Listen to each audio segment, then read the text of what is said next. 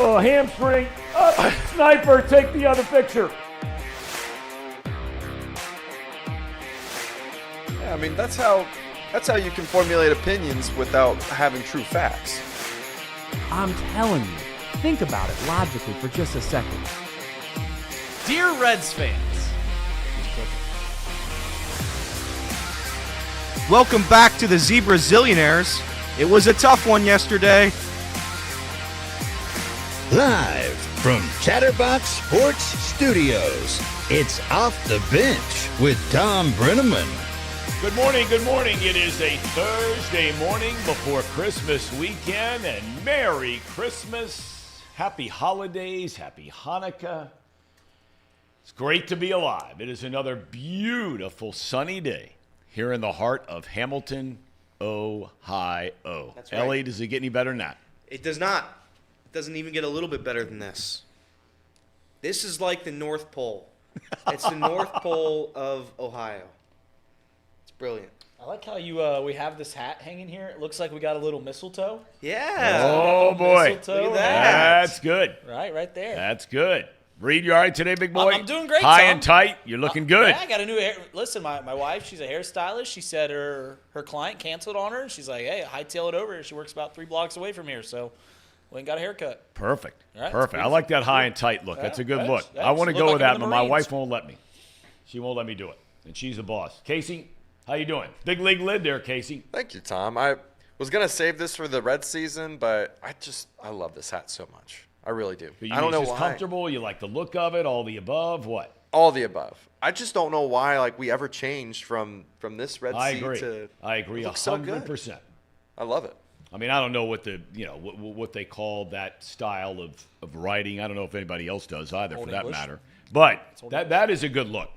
That is a good That look. would be a great look for the Reds. Is that a Red Stockings? Is that the Red Stockings hat? Yes, because it has a little stocking down there. Nice. That's a big league hat. There you go. All right, we welcome you to Off the Bench, presented by our good friends at United Dairy Farmers. I'm Tom Brenneman. We come your way Monday through Friday, 10 to 12 p.m. All right, that's Eastern Time. You know where to find us in case you don't. If you're new to the program, go to YouTube, our Chatterbox Sports page. We broadcast live every day as well on Twitter, now X, at CBox Sports. And you can download us in podcast form wherever you find your podcast. You search Off the Bench with Tom Brenneman, and you're dialed in. All right, 48 hours plus. Bengals continuing in full prep mode today for Saturday's AFC North clash in Pittsburgh. Now, look, we were prepared for the news already, right? That star wide receiver Jamar Chase was not going to play this weekend after injuring his shoulder last Saturday. That became official yesterday, according to his head coach.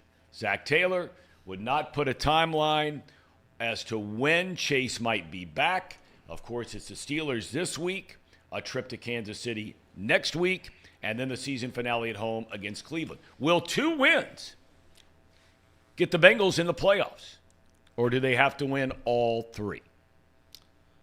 It's a good question. I mean, it's hard to believe that 10-7 doesn't get you into a 17 playoff, but that's a very real possibility. If you go down and you list all the things that need to happen, then 10-7 very well might not get you, but that's what you're aiming for. It's all you're aiming for. All you can do is win your games. Reed and I went through it actually. So if everything goes wrong, if all the chalk wins, and that's being Right. the Broncos, the Bills, everybody, the Dolphins, the Texans, everybody like that. If they all win the remainder of their games, 10 wins certainly does not get the Bengals in.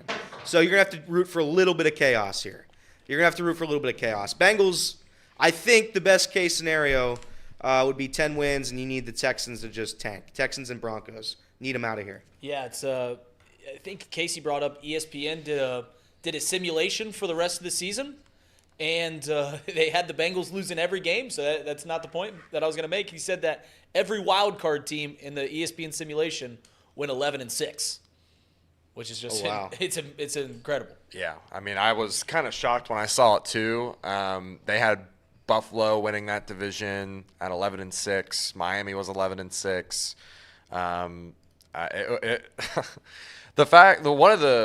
don't take it with a grain of salt though, because they had Pittsburgh scoring 24 points and beating the Bengals by 1 point, and then they subsequently had the Bengals losing to the Chiefs 19-9, which just seems so random to me. I don't know. I don't put much stock into that, whatever graph or whatever factors that they put into that equation, but I do think that the Bengals should strive to win out.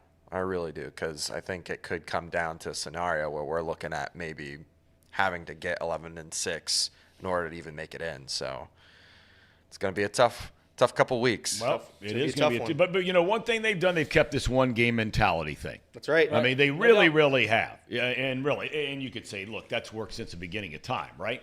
But it's working for the Bengals right now. They've been approaching it one game at a time, backup quarterback, making sure everybody's just in the right direction, shifting their emphasis a little bit on offense, although they drifted away from that for an extended period last week. We'll see what this week's brings, because you know what happens when you play the Steelers.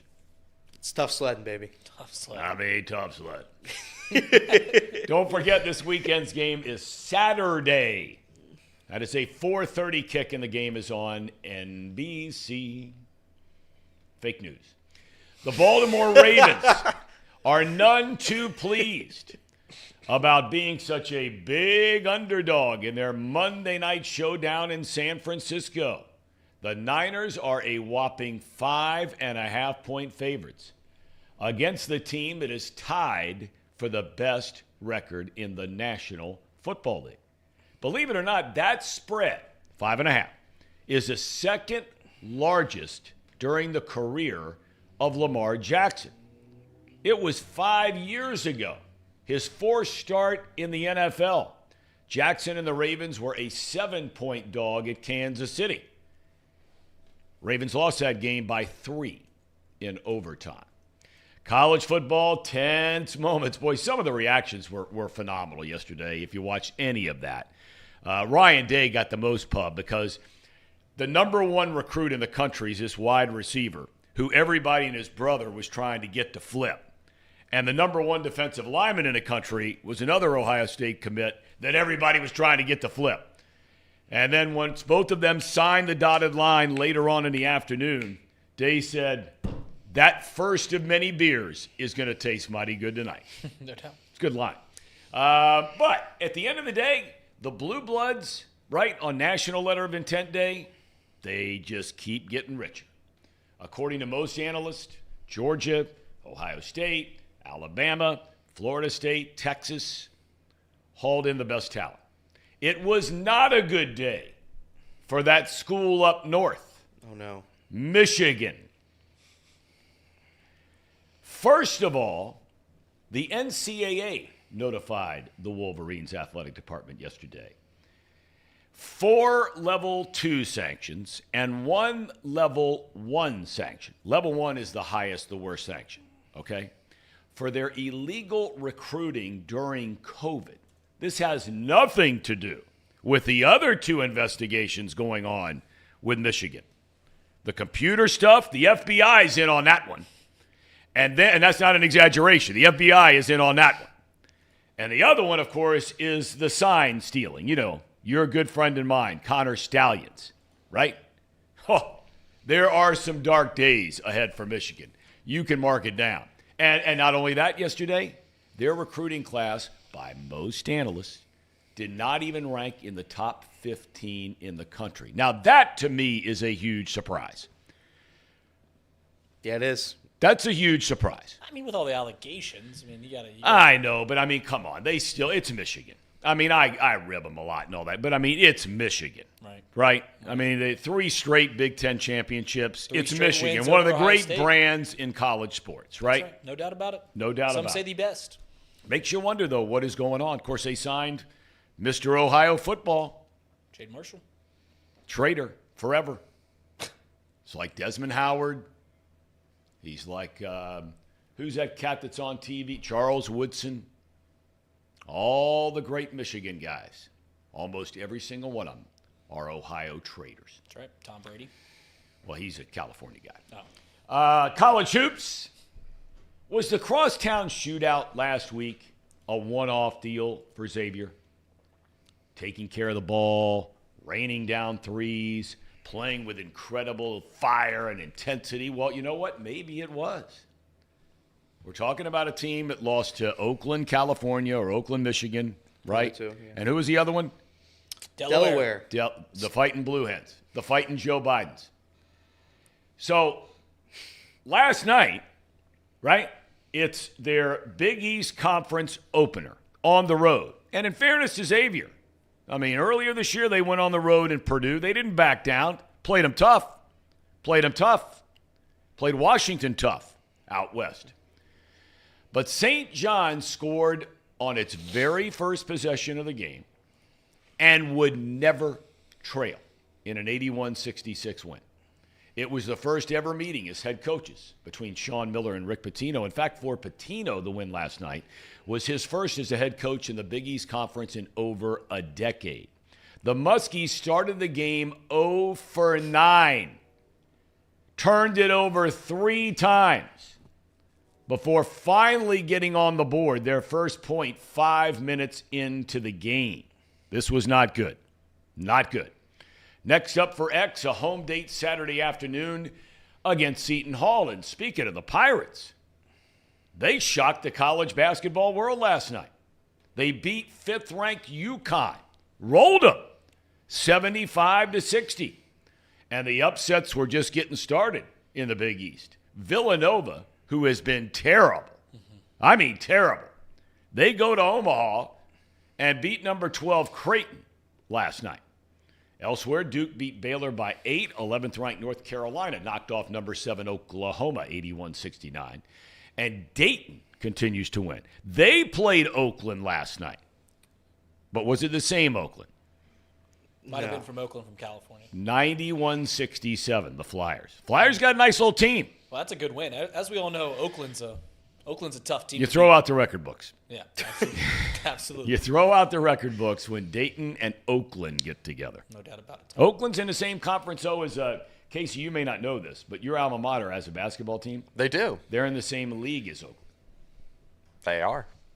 That's a story. And Darren Horn usually dominates that league. Yeah. So. There's no doubt. There's no doubt. Our good friend Darren Horn. Casey, do you know what the mascot of Oakland is? Vikings, right? Or Raiders? Nope. Golden Grizzlies. We digress. Do you know the mascot of Northern Kentucky? Viking. Yeah, Victory Viking. The Norse. The Norse. The fighting Norse. But hey, look, while we're on the topic here at college basketball, Reed, Xavier, your guys. Listen. I mean, your guys. Listen, Tom, as we all know, when you go into Carneseca Arena, it's tough sledding. It's tough sledding. That's a storied arena out there. I watched the game. Listen, Xavier just doesn't look very good. I mean, when you shoot 33% from the field, you shoot 4 for 21 from 3, and then you turn the ball over 18 times, that's not going to win a whole lot of games. And I gotta give it up to St. John's new coach. I didn't know about this guy, but yeah.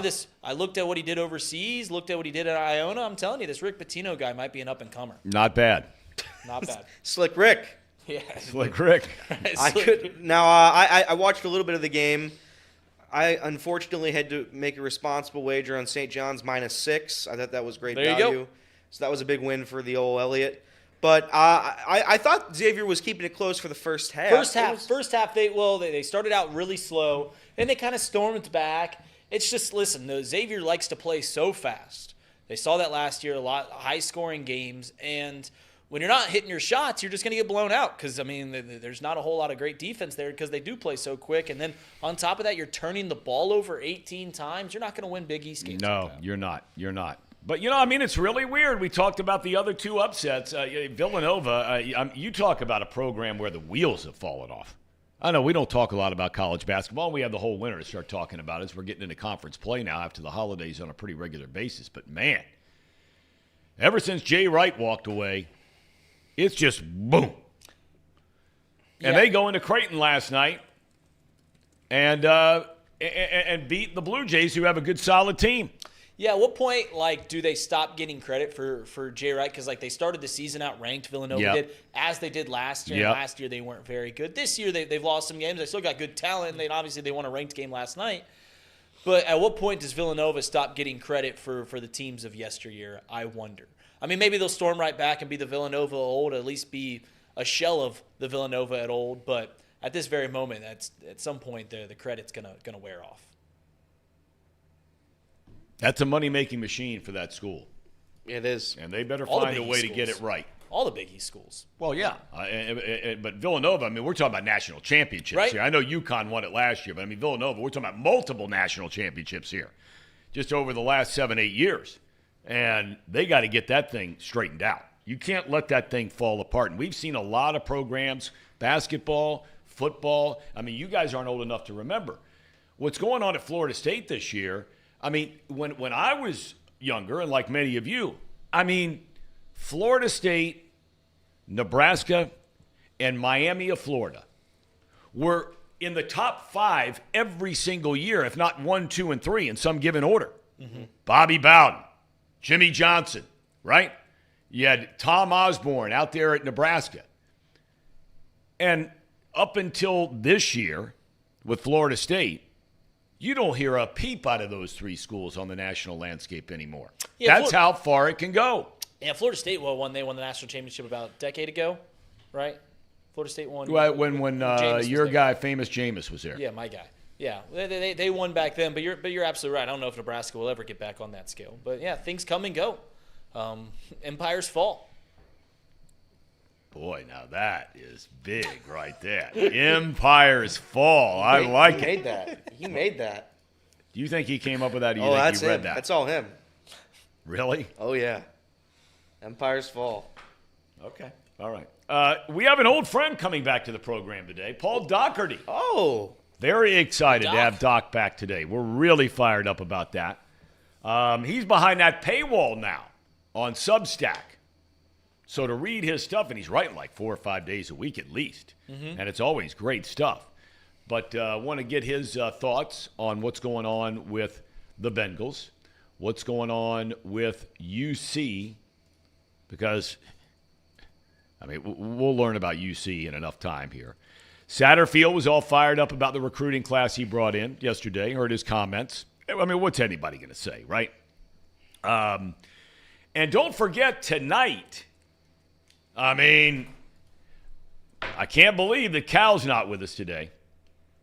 Because if there is ever a night to pub a big-time game, tonight it is number 9 Kentucky playing at Louisville. Did you see that clip? There's another example of what I mean. I don't interrupt you, but I just saw the top. There's another example. What, I mean, Louisville? you talk about a program that the wheels haven't fallen off. The wheels fell off, and there was a terrible crash. Well, it's funny because they bring in Chris Mack, who obviously was a fantastic coach for Xavier, and Chris Mack did a admirable job at Yes, he Louisville. did. Yes, they he were did. good. Yes, he right. did. They were certainly good, but Yep. he wasn't bringing the goods every single year, and they got tired of canned him, and all of a sudden it just crashed and burned out of nowhere. Crashed and burned. Well, I think there was like some allegations, weren't there? Didn't that one coach? Well, Chris Mack took over after the allegations. Yeah. Rick Pitino got in trouble, Yeah. and that's when Chris Mack brought it over. No. I'm talking about during Chris Mack's stint. There was maybe his coach was paying off people. I don't know if There that's- was something there. You're there, right. Yeah. Anyway, but yeah. Yeah, but you were getting ready to say something. Yeah, else. I saw a clip on X.com, Tom, and it was Coach Cal doing his radio show. It looked like every coach has their own Sure. radio show, and Coach Cal was ready to, or I guess the show was ready to go to commercial break, and the host was like, "All right, that's it. Thanks for coming on, Coach." And Coach Cal said, "All right, I'm going to say one more thing," and then the guy's like, "All right, you have 1 second." And then Coach Cal stuttered, and then they sent it to commercial, and then he walked off the set in anger. It was very funny. I'll see if I can find it. I'll send it to Casey. It was very, very funny. I just can't believe we haven't had Cal on yet. It's not for lack of trying. I think we're going to get him, though. I just have a feeling. I got a feeling we're going to get him. All right, everybody's talking about the Bengals on Saturday. Mm-hmm. Where are you watching the game, Casey? Reed's having his big blowout bash, which none of us at last check were invited. Tom, what are you doing, Tom, Casey, no, on no, no, Saturday? no. Casey, I had asked you a question, please. You have the floor. Yep. I will not be celebrating with Reed. No, I know you won't. I'll be probably at my palatial estate watching the football game, and I'll be producing the Bengals show afterwards. So Nice. if you're watching, come join us and hang out with us. I think Parker is going to be on that show, and maybe Game On. I'm not sure. So That's what I'll be doing. I'll be watching it from my palatial estate. Okay. All right. With your bride? Yep, with my Okay. bride. All right. How about you, Elliot? Where are you watching? I know you're not going to Reed's. What are you up to? I will be having some friends over. We'll be watching at my house. That's nice. Yes. That's I very thought you were nice. going out of town. Huh? I thought you were going out of town. Friday. Tonight. And you'll be back Saturday? Yeah. Huh. Big league. Thursday night. Seems Friday. like a short trip. Big Tom, would you like to come over? No, and you watch know, the Cincinnati Bengals game listen. with me? I'm not all Let's break this about down. making people feel guilty. That's not me. I would never do that, at least not publicly. And it's okay. I want you guys to have a great time.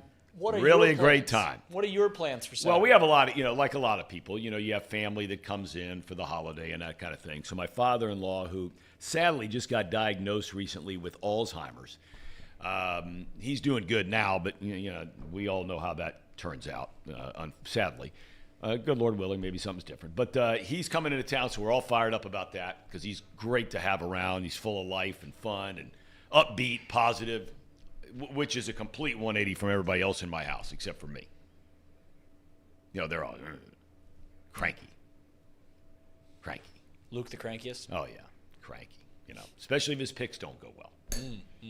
Tom, but I don't think you realize I'm getting a half barrel of the nation's finest Pilsner. Yes. Natural Light. Yes. And I know as an OU grad, Yep. you dabble in the Natural Light quite frequently. So tell you what, you just make your way back on down to Hamilton, Ohio on Saturday. We'll watch the Xavier game at 2 because that's going to be a great one. And then we'll watch the Bengals win by 44 against the Pittsburgh Steelers. 44. That's my prediction. It's going to be 54-10. You said on this show yesterday, Elliot, correct me if I'm wrong. Here we go. Did he not say that he was really worried about this game? Definitely worried. And he just said a 44-point win? Well, yeah. Those two things Still don't worried. add up. Yeah, they don't add up at all, Tom. I don't know what's going through Reed's mind here. This is shocking. This is very shocking. But listen, you can be worried, and I still think that it's going to be a very tight game. It's going to be a very tightly contested game that the Bengals barely pull out by 44 points. It's going to be a lot of late scoring. Jake the Snake Browning. Love Jake Browning. I just can't. I've said this on this show, and I'm not telling anybody anything they don't know. But I just really, sometimes I just catch myself, and especially now they're playing the Steelers again. And we talked about it for a while yesterday. I just can't believe the difference in the town since the last time these two teams met. I mean, we were down there. That's right. Doing our Chatterbox show before the Steelers game at home 4 weeks ago. Knew Jake Browning was going to start. Burrow's done for the year. They had lost back-to-back games to the Texans and then the Ravens. Burrow gets knocked out in the Ravens game. Here come the Steelers. We know they're not any good, but it's the Steelers divisional game. 6-4. Here comes Jake Browning. It was raining that day. You had done an unbelievable job setting everything up. Had the big board. Stage. Stole some bar Elliot's stools. out. That's right. We went over there. Well, I tipped the guy. We didn't steal him. He wouldn't have done it if we didn't tip him. But he was cool at that joint across the street. Yard House. Is that where we got him? We got him from Jefferson Social. Shout out Jefferson Social. Thank you. Shout out to Jefferson Social. Thank you. But I mean, we were all just it was a gloomy day. We're out there in the rain, right, doing the show up on the stage. Vibes were low. And the crowd, they had a big crowd. There was the Steelers in town. But, I mean, there was no life at all that day. I mean, we're right down the middle of all of it in the banks. Mm-hmm. And there was just nothing. You get your isolated guy all tanked up. Boo, here we go. You get a little bit of that. But what are you laughing at, Casey? I just like that impression, Tom. Well, you That's know actually the guy I'm talking about. Yeah. That's actually Casey after you get a couple of natty lights in him. Is that you? You start walking around, hooday! There's probably video evidence of it too. So Just some are fess saying. up. Fess up. Yeah, Right? yeah, Admit that's to everything, even if you didn't do it. Then they can't get you on anything, right? That's right. That's right. Okay. But, I mean, really. And now here we are. They lost that game. So if you went from it was already low to way down here. And you're thinking, man, here they got to go to Jacksonville. And then they got to play, who was it after that? They played the Colts. Then they came home the against the Colts, Vikings. and they came home against the Vikings. And you know, I mean, but still, we had not seen him do it going into Jacksonville. First Monday night game in Jacksonville since what, 2012, something like that. Yep. They're rolling. They're in first place. Trevor Lawrence and all these guys. And then they put up 34 points and they win the game, and you're like, whoa. And then they win again. 34 more points. Then last week, they had to do it in a different way. Falling behind. You know, even that first drive. I mean, you got to give it up to that Tanner Hudson attempted pass. right. Former high school quarterback. That's right. It's a big league third down call. But then they disappeared after that. And then they win a game where, you know, he's got to come from 14 down in the fourth quarter to tie it, fall behind another touchdown, tie it, win it in overtime. And now we're sitting around here talking about the playoffs. Isn't it amazing? It is amazing. You were the guy that was saying this was is you. the worst year, if I recall. That's right. He did say that. He The did worst say that. year in Cincinnati sports, despite the fact that last winter, Xavier, I think, went to the Sweet 16. Went to the Sweet Went to the 16, Sweet something 16, UC right? doesn't do, Okay. but yeah. We had a summer of complete unexpected success 12-game win streak. by the Reds. They rip off 12 in a row. I think it was June, right? That's right. 12 in a row. They got Ellie De La Cruz. They got McLean, Steer, all these young dudes. Christian Encarnacion, Strand. Yeah. I mean, in contention right down to the final week of the season. FC Cincinnati. I mean, the halls of their facility over in Milford are decorated as far as the eye can see. Coach of the year, general manager of the year, player of the year, defensive player of the year, league MVP. Came up a little short against Columbus in the semis. Nonetheless, phenomenal year. Best record, I think, in the history of the MLS, right? For a single season? Or most points? Most something points, like that? I think. Okay, all right. And now the Bengals. And you said 4 weeks ago, you and Elliot, I might add, you spelled out the word D-U-N, done. Bengals are done. And you said it's the worst year that you can ever remember in your lifetime of Cincinnati sports. Could you please explain that to me now? Have you changed your mind at all in retrospect? I don't know, Tom. I think the fan in me was probably just being overdramatic. And when you lose the guy, when you lose a guy like Joe Burrow, Yeah. it just does something to you and your mental state, and you just don't think clearly. I see the light now. I see a clear picture, a clear path. And, man, the Bengals, they have a good team. That's all it really boils down to, is that roster was always really good. We have a good coaching staff. I think we always overreact over losses. And quite frankly, I mean, I don't think anyone predicted them to be where they're at now. But I certainly think that entire roster thought that they could be exactly where they're at right now. I think that entire roster believed that they could still make it to the playoffs. And we should just, from time to time, listen to those guys. If Jamar says that Joe Burrow needs to sit out a couple weeks, we shouldn't laugh at his face. You're right. When players say that they can still make it to the playoffs, we shouldn't laugh at them thinking that it's just player speak. Because sometimes being in that building, they just know. That's right. They just know. And, it was a complete shock to me. And I'm happy that they're here. Very happy that they're here. Tom, when Casey came in on that Monday before he played the Jacksonville Jaguars, Yep. he said, this is the most disappointing year in Cincinnati sports history. That's right.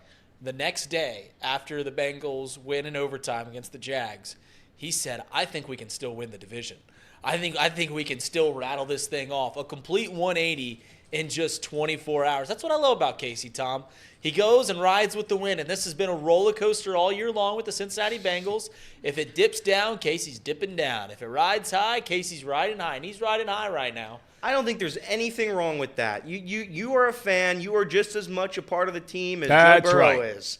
So when you're experiencing your guys lose and lose and lose, and you're like, oh my God, will it ever get better? Will the sun ever shine again? But then when they start winning, we're all the way back, Casey. This is how teammates behave, and you are a part of the team. I certainly feel like I'm a part of the team. I know a lot of people wouldn't agree with that sentiment, but when you're putting in a lot of money, time, and effort into following the team, I think You're part of the culture. Yeah, I'm a part of the culture. I'm You're- part you- of you that are- Zach Taylor culture. Right. That you are what Zach Taylor is building. It's not just in the clubhouse. Tom. No. See, this is where I disagree. Because I think Zach Taylor, and as many of you know, I will get critical of his play calling. But we also have given tremendous credit to Zach Taylor about this culture thing. We laugh and joke a lot about it. But Casey was not a culture guy. Because the guys in the building, as he likes to say, Yeah. right? Yep. The guys in the building still believed. That's right. They believed to a man in Jake Browning. Going into the Pittsburgh game, first one, and even after the Pittsburgh game. They believed in him because they had seen the work he had put in, the time he had spent, right? In the film room. You don't get a lot of reps when you're the backup guy, when you're running practices. But he kept himself sharp and ready to go. So Casey was not a culture guy. He was south on him. Yet. He wasn't believing. Wasn't so there don't yet. put him in that category. I wasn't there yet. I think I'm there now. I'm there. The easiest thing in the world to do is to get there now. They've won 3 in a row. I know it's the easiest thing to say, but regardless of what happens, I think I'm pretty happy with the team. I think I'm pretty happy with this squad. Listen, Tom, it doesn't matter when you get to the section of believing. It doesn't matter how you get there. It just matters that you're there. And that's where Casey is now.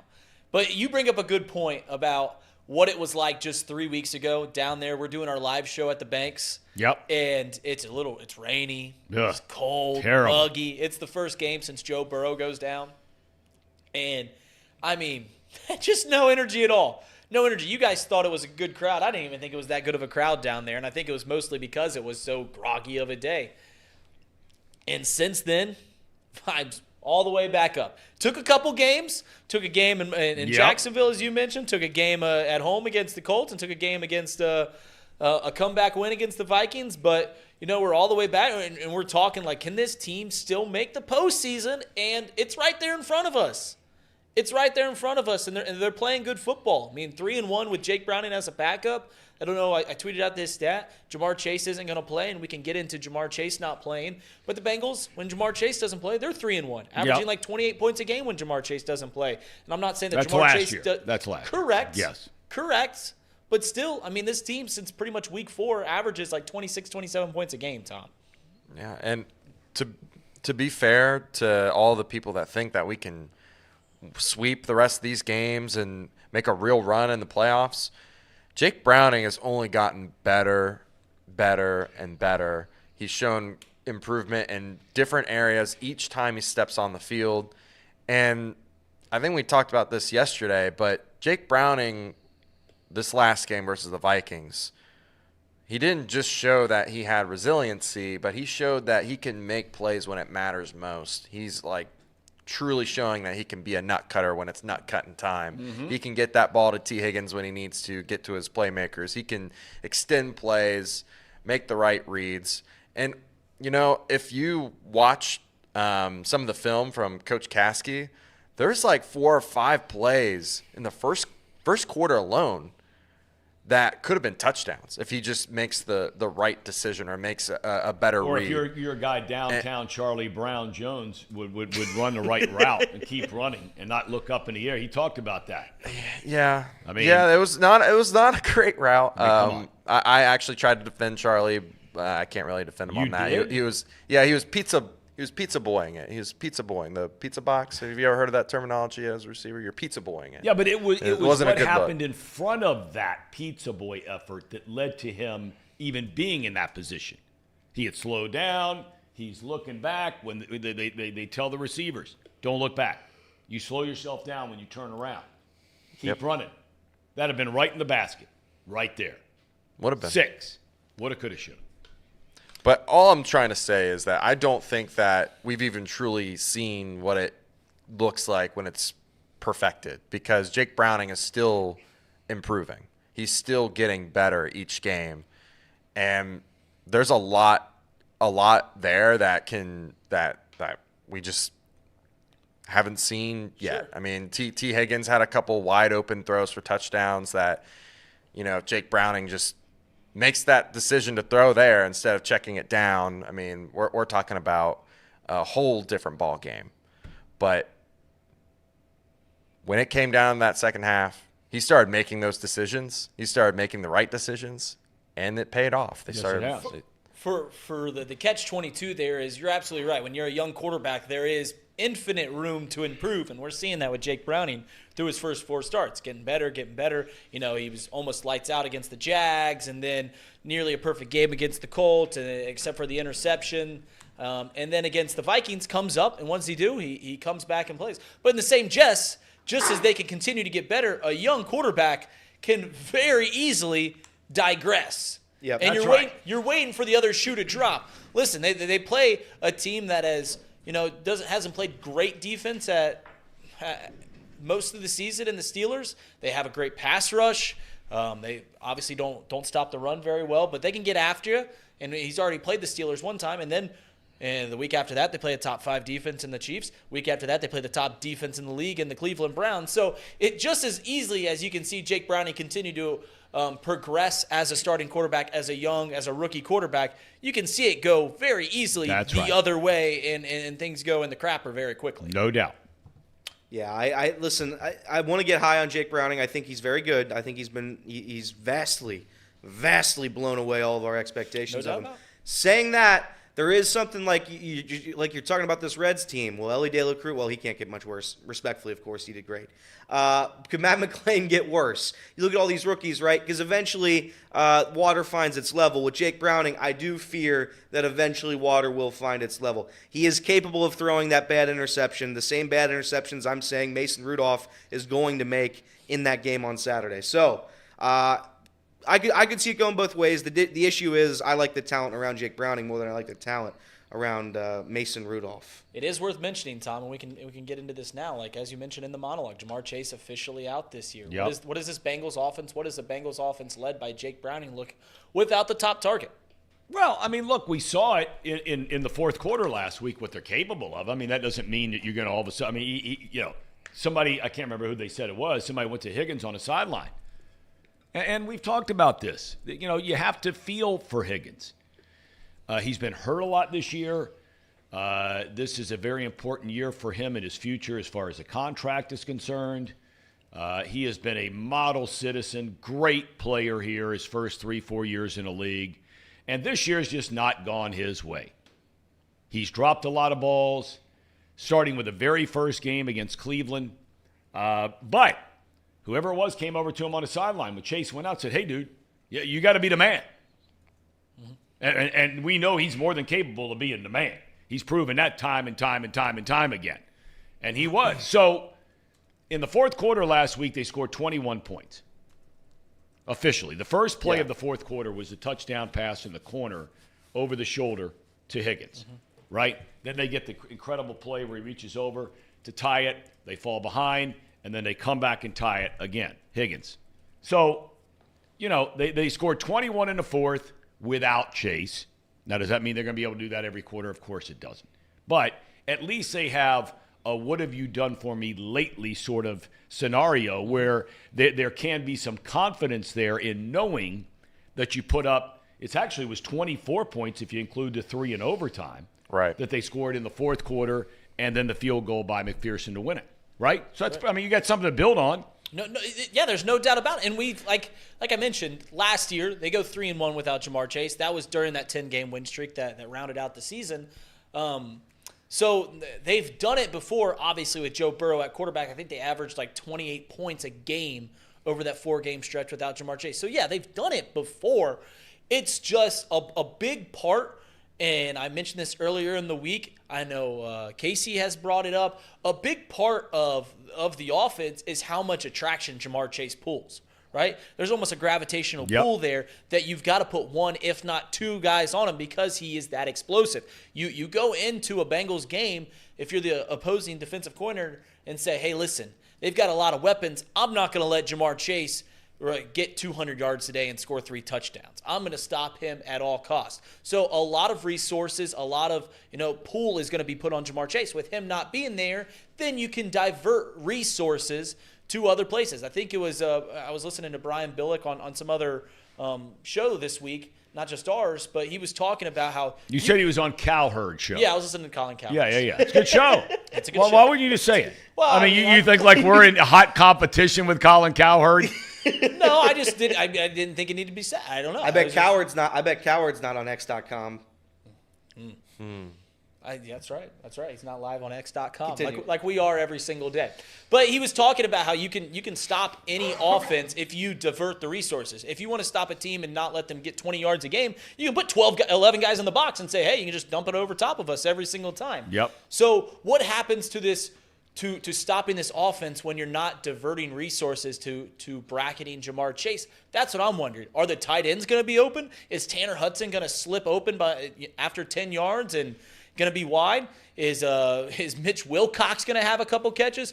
Can T. Higgins divert the same resources that Jamar Chase? That remains to be seen, and that's going to be the exciting thing about this. Well, we Saturday's always game. will forget about Boyd, who's another guy who's not had his best season. Yep. Another guy. But, boy, he has been a great player for this franchise. That cannot be denied. He gives you everything he's got all the time. He's had some big drops. Mm-hmm. Big. Super Bowl, among others. But, look, they got those guys. What did Browning – didn't he complete a pass to, 10 or 11 different players last week? 11. He did. 11 guys. He did. Right? So, But not to Drew Sample. It was to your that'll guy. change. It was to your guy, Irv Smith Junior. Jr. Pronounce the man's name correctly. I'm sorry. Okay? That is right. That's We all right. don't I mean, give That's come on me. That's on me. We don't give enough credit to the junior. Now, I've never seen J.C. Wilder 86 in the chat. Have you guys ever seen him before? J.C. Wilder? No. I haven't either.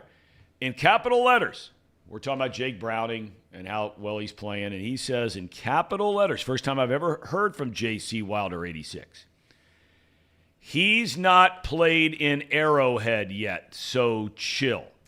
Burrowhead is what he meant. No, he meant Browning. We know Burrow has played in Arrowhead. Burrowhead? No, He meant this guy Burrowhead. He said meant he's Burrowhead. not played in Arrowhead yet, so chill. J.C. Wilder, 86. I mean, come on. We'll get to Arrowhead next week. We'll see what happens. Yeah, that's fine. But people around here are allowed to be excited about Jake Browning the way he's playing now. In fact, so much so is Brian B. that he says Browning to Canton, Burrow to New Orleans. Nah, that is getting it done there. That hurt my feelings somehow. That hurt my feelings. I don't know what we're talking about. Why are we talking about the Chiefs? We're talking about the Steelers. We're on. J.C. Wilder is Mouse Cop. Is that true? Well, he's probably Mouse Cop. He's probably Sean There are Connor. so many He's probably burgers all in of here. them. Molly and I mean, so Molly, many. you're a real person. Let's get back onto the Steelers conversation here.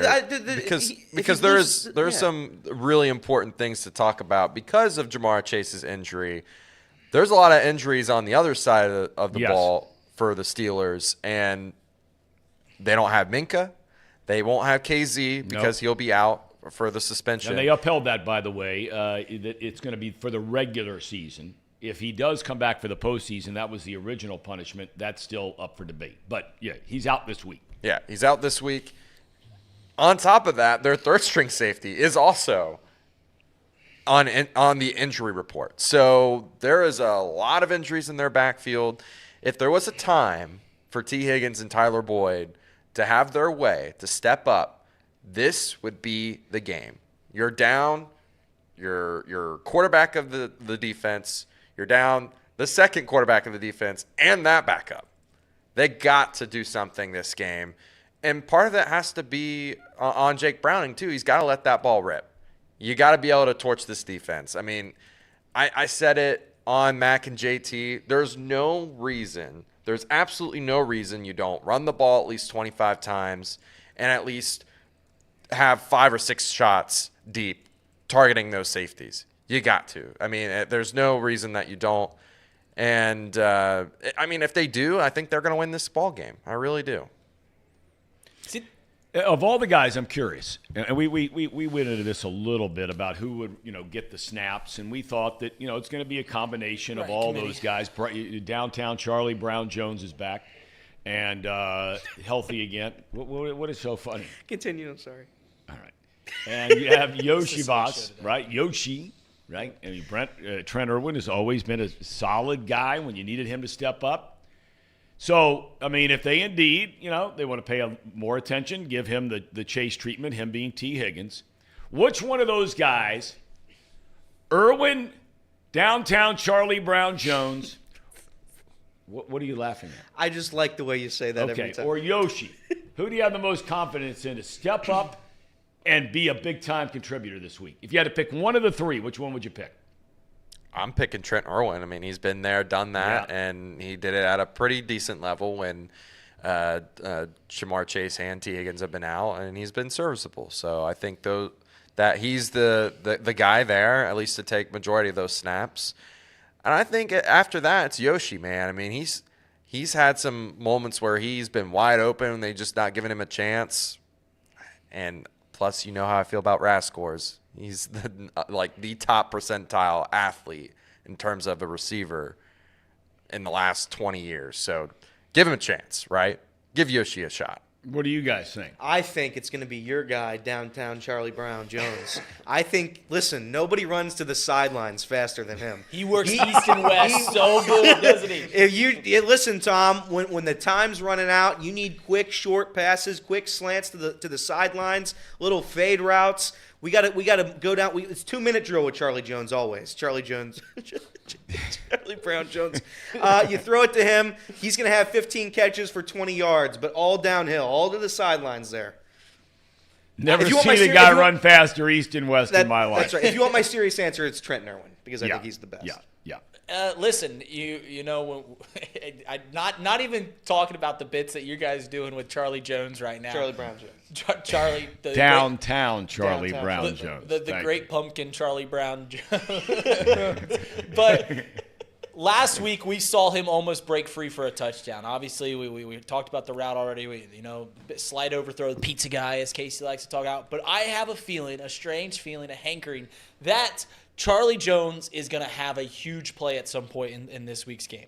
Really? I really do. We haven't seen his name called, but No, we haven't. We saw it. We saw it in the punt return against the Baltimore Ravens back in Saw it week on the 2. injured list. Then he was a long time on the injured list. I think he's a great vertical threat, and I think at some point he's going to slip back, especially with the safeties that Casey brought up, the safety issues that the Steelers have. I think at some point Charlie Jones is going to slip back there, and he's going to have a huge play in a critical moment. This is going to be much to Tom Brenneman's chagrin. It's not my chagrin. I'm rooting for the kid. It's much because we know that you just hate those Big Ten guys.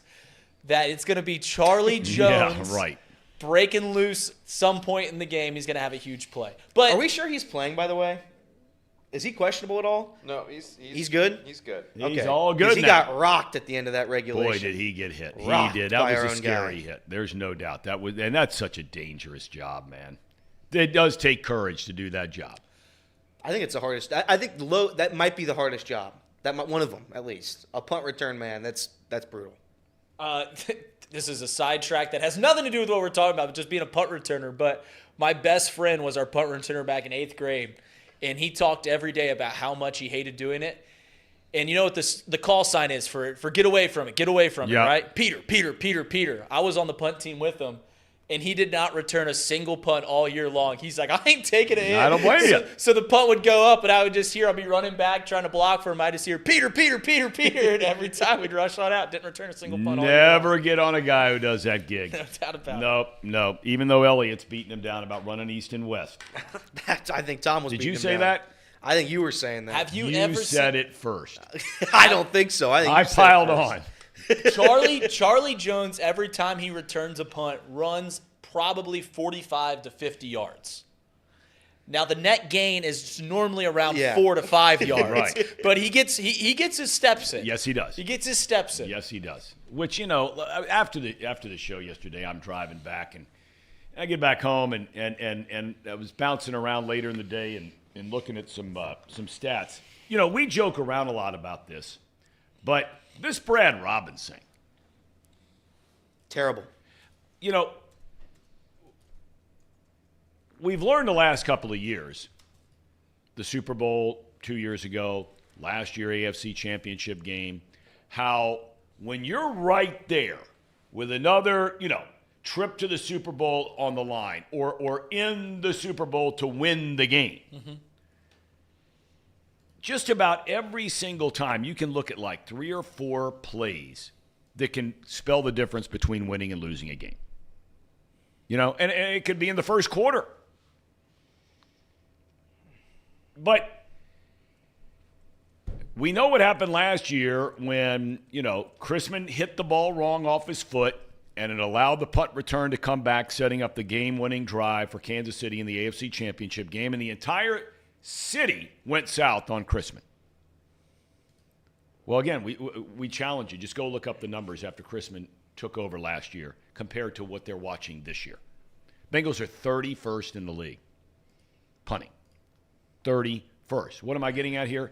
I just hope that one of these special teams plays, it doesn't come back to burn them again here, because they have such a small margin for error to get into the postseason.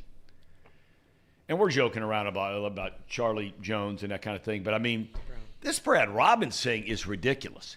I think there was a punt in that game on Saturday where I think we were at our own maybe 30, maybe 25, somewhere around there, and he kicked a 36-yard punt. 36 yards. You're a professional punter, buddy. You're just a professional punter, buddy. You are. It can't happen. And then eventually, and that is my fear as well, Tom, that it will come back and bite us in the ass. We're at the 50-yard line. He can't get it inside the 10. It'll always be around the 20, or he'll blast it in the back of the end zone for a touchback. Yeah, it's preposterous. And how this hasn't been addressed, I guess I don't know what you can do when you just have a bad punter. I guess you just lose that year. I don't know. I guess because you can't go out and really find another one during midseason. No, and guys are like punters and field goal last year. Punters and field goal kickers oftentimes, except for the greats. The long-term greats, right? They're going to have off years. They're like Major League Baseball relief pitchers. They'll have 2 or 3 good years in a row, and then all of a sudden everything around them blows up in one season. And sometimes you'll see those guys come back and then have 2 or 3. I mean, maybe this is just one of those years. His first time in the NFL. But now you're down to serious nut cutting time here now. I mean, you can't have anybody. The one dude who never lets up, and hope I'm not jinxing him. We rarely ever talk about McPherson. The guy is an unbelievable weapon for this team. He is an unbelievable weapon for this team. Yeah, I talk with Trace about this from time to time about, has there been a more drastic development in sport than the improvement of kickers across the board over the last 15, 10, 20 years? You're right. 20 years ago, if a dude was kicking a 43-yard field goal, you're like, that's reaching. That's a reach, right? Yep. Like that's a long kick. Yep. Now, if you miss a 43-yard field goal, you might as well pack your bags. Like if you can't kick 43-yard field goals at a consistent rate, see you later. No doubt about that. Those are almost thought of as automatic now. Correct. Yeah. Correct. It's the only ones, even 50-yard field goals nowadays. You think like right at 50 yards, you're thinking, I think this is a good kick. Like we're going to make this. It's when you get in the mid-50s that you start really stretching 50 plus. Yeah, Evan McPherson is someone that got a lot of praise back in 2021 during the playoff run, rightfully so. Game-winning kicks in 2 consecutive games. Obviously was a boot against the Titans and was great against the Chiefs. And since then, he missed a couple kicks to begin in last year, but he's been absolutely nails and has been fantastic.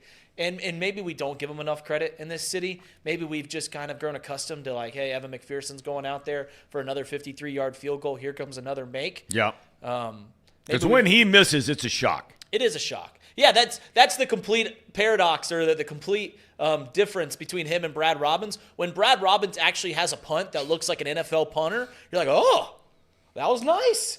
Good job there, BR. You did great. You punted it 43 yards. You're right. And then the vice versa, when Evan McPherson misses a 55-yard field goal, you're like, man, that was an uncharacteristic miss from our guy. Yeah. Hasn't missed an extra point is what you said, right? We are one of like 5 teams that have not missed an extra point. I think he's like 34 for 34.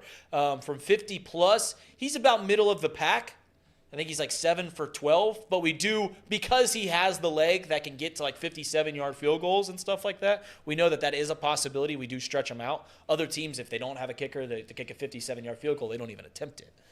But yeah, he's about middle of the pack from 50 plus. But yeah, these are such huge. It makes it so much fun. I mean, really, at the end of the day, in a season, you know, maybe we pay a little bit more attention to being grateful and thankful. Yeah, we are grateful and thankful that at least here we are, kind of like the Red season. We thought that, you know, we were going to have to pray from April until July when Bengals training camp started that you know, we just get to training camp because the Reds are going to be so bad we got nothing to talk about around here. Well, that wasn't the case. You said Memorial Day, right? Right, and we thought 4 weeks ago that, oh, man, now what? Our show, is anybody going to watch? Anything to talk about? We got anything to talk about, you know? And now all of a sudden, here we are, 3 weeks to go in the season, and the Bengals are 8-6, and they're very much in the hunt to get to the playoffs. And once you get there, you never know what might happen. We got Paul Daugherty coming up at 11, so let's get to some ad reads here, Casey, if you don't mind. All right. So we got Doc coming up. Later in the show, right, we're going to play Fraud or For Real. That's a new one. And Buy or Sell. Fraud or For Real. Correct. And Buy or Sell. All right, those are coming up later after Paul Daugherty. Please, Casey, the stage and that big league lid is yours. Thank you, Tom. Don't you have a stink list to do, Casey, too? Yeah, if we get to it, it's not a big deal. Encore Report is brought to you by, or the Bengals Report is brought to you by Encore Technologies. Encore Technologies provides IT solutions for a data-centered world with a suite of services from mobile computing to desktop to data center, supporting both centralized and work-from-home computing modules to improve efficiency and productivity.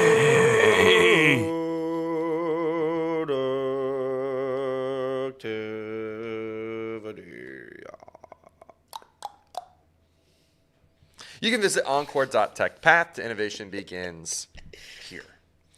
And let me tell you about this lovely bottle of water, Pawnee Water. Made right here in Hamilton, Ohio. Uses natural limestone filtration, unlike the artificial processing that other brands use. The result is a healthy alkaline water, and some say the best tasting water in the world. Visit Pawnee Water at PAHHNI water.com to see where you can buy this great tasting water. Get your coffee from UDF. Technology solutions from Encore. Drink lots of Pawnee Water. Bet. And bet with Betfred. Not bet on Betfred, but you can also bet on Betfred. That's the genius behind that. You can bet on Betfred and bet with Betfred. Both work. Both work. Right. English. What's your favorite thing about Pawnee Water, Casey? My favorite thing about Pawnee Water? Yeah. Probably the pH level. It's not a 7. It's not a 9. It's a perfect 8. Yeah. That's my Mine, favorite for me, it's the smoothness. Is it the Goes smoothness? down the gullet nice and easy. That's right. If you ask, are you going to ask me? Yeah, I was going to get there. Yeah. Well, let me ask real quick. Hey, Reed, Yep. what's your favorite thing about Pawnee Water? Ooh, good question, Elliot. My favorite thing about Pawnee Water is the natural limestone filtration. Listen, these other places, they're filtrating unnaturally, artificially. We do it with natural limestone, not lemon pebbles, but limestone. That's how Pawnee Water does it right here in Hamilton. That's why it truly is the best tasting water in the world. I got a couple other things really quickly to just promote. Sling it our way, Big Pimpin'. Our store. That's right. It's chatterboxsports.com/store. Yep, that's Is right. that right? That's right. And then also we have the Chatterbox Reds Tonight. memberships and stuff like that. Check that out. There's tickets involved, exclusive content, things of that nature. Check out Chatterbox Bengals, Cassie's Clicker. Is there anything else I'm missing, guys? There is a Chatterbox Reds live stream tonight. That's right. They're gonna wrap up the 2023 year. Probably they're going to talk about how David Bell deserved to be manager of the year for finishing third place in the NL Central. Okay. That line never fails to not show up somewhere here.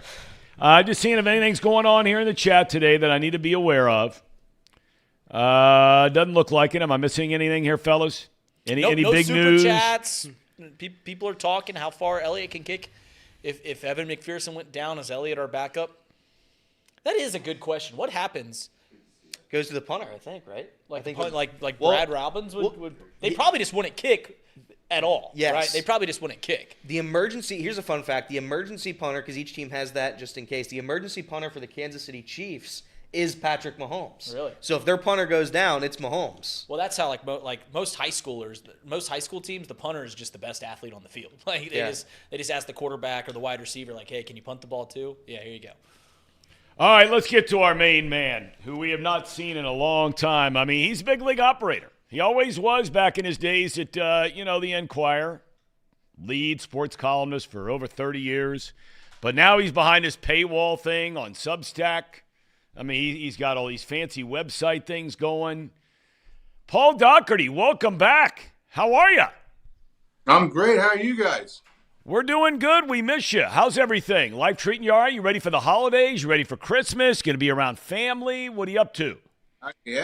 All of the above, man. And TML's rolling. We got the paywall now. We're capitalists. We're not giving this away anymore, Yes. So all good, brother. Got my Kenny Anderson autographed Keystone Light hat on. Ooh, love it. Love it. Yeah.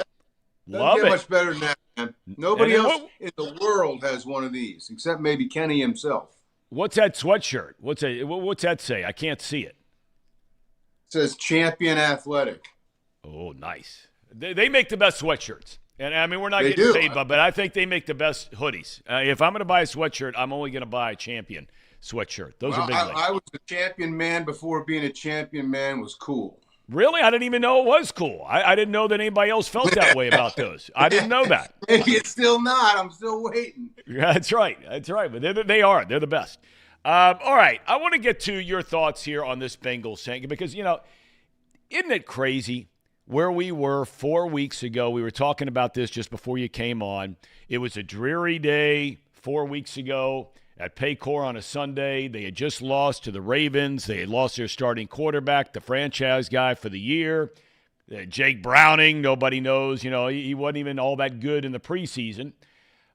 So now here we are 4 weeks later, Doc, and this guy has taken the town by storm, and they're still in the hunt.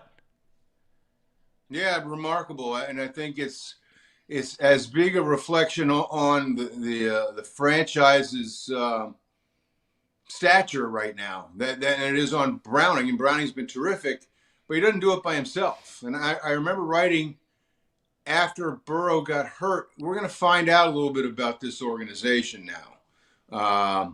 You don't have your big gun anymore, and it's the classic NFL chicken and egg thing, right?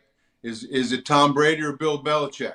Well, now is it Joe Burrow or is it everybody else? And it turns out that at least for the time being, that everybody else is pretty good. I mean Taylor and Callahan have designed great game plans for this guy.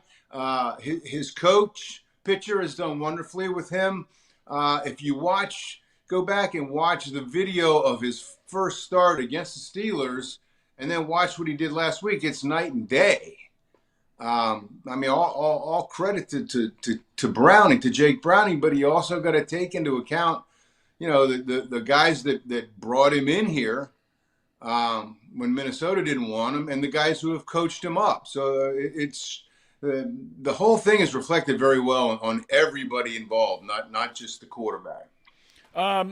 So now here you are, and you grew up. You were, correct me if I'm wrong, formerly the Washington Redskins. You were actually a fan of theirs.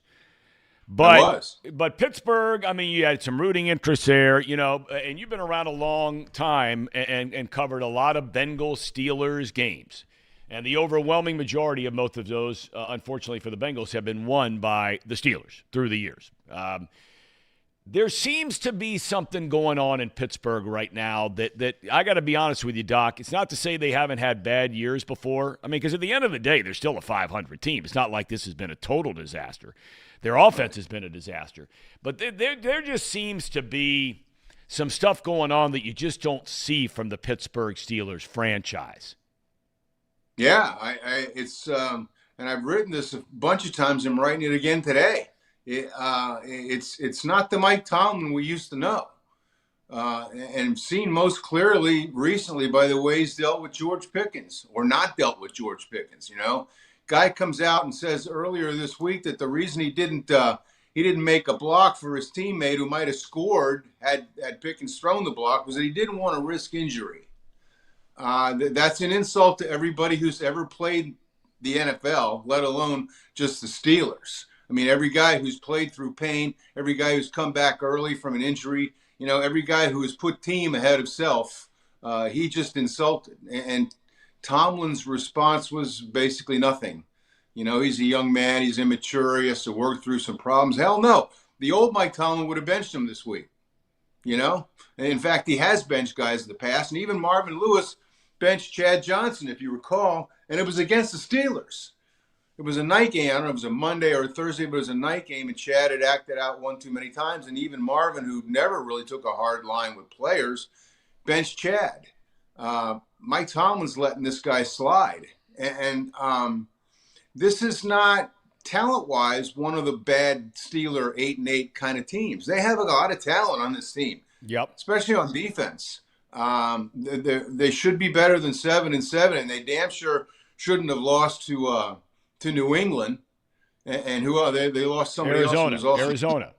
Yeah, and you can't be losing to New England and Arizona with the talent you have on this team. So yeah, I think rejoice, Bengal fans. This is a freak moment in history when the Steelers are not the Steelers. No, they're not. There's just so much undercurrent there, and I just really wonder. I mean, they've not fired a coach, and for all the people around here, and Marvin, and look, I know you've written it, and I agree with you 1,000%. I mean, Marvin is one of the most pivotal people, player or coach, in the history of this Bengals franchise. From where they were in that lost decade, as you like to call it, in the 1990s, he takes over, starts cleaning up the boat and the dock and the ship and the whole 9 yards.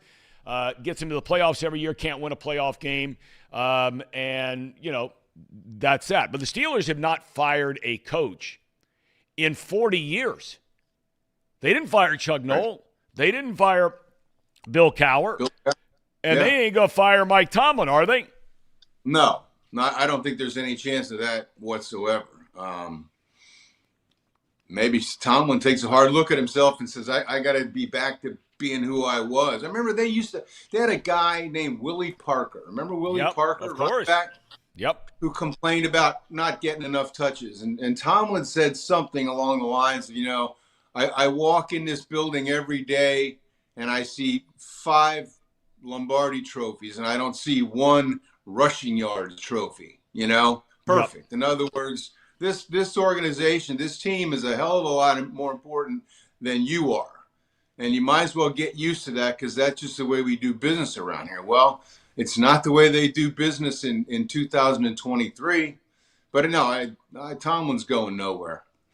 Okay, I want to hit some other topics with you because you write about a lot of different things. The Reds. This time last year, we know what happened the season before. Lost over 100 games for just the second time in the history of the franchise. No expectations whatsoever outside of maybe the big 3 as they were labeled. And none of them was the big 3. They were at times, but they weren't collectively.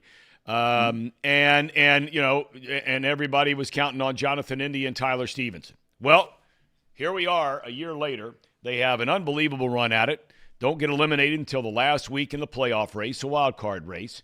All these young players come up. They've been active so far in free agency, but they've yet to pull the trigger on their most vital or critical need, most feel, and that is a bona fide veteran starting pitcher, front of the line guy.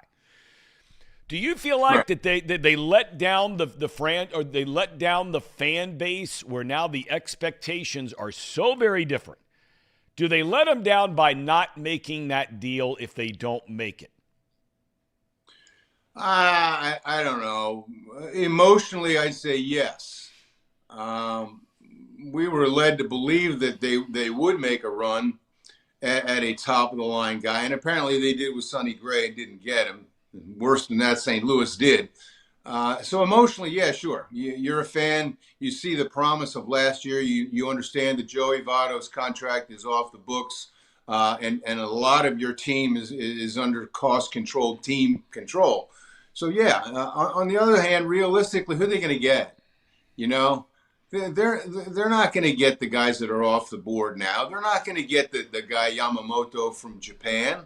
They're not going to get Blake Snell. They're just not. I mean, those numbers are so way out of line with what the Reds can afford that, yeah, forget it. I mean, it depends on how you define top of the line. If Dylan Cease is your definition of top of the line, then yeah, maybe they get Dylan Cease. He's just okay, not great. Lucas Giolito, same boat. I think they may add one more guy, but he certainly won't be the guy that makes everybody want to rush out and buy season tickets. No. And it's their fault, I guess, to a small extent, but it's the economics of the game, Tom. We all know that. They're just not going to go out and get Shohei Ohtani or the pitching equivalent. It's not going to happen. It doesn't matter how much we want it to happen or they think it will happen.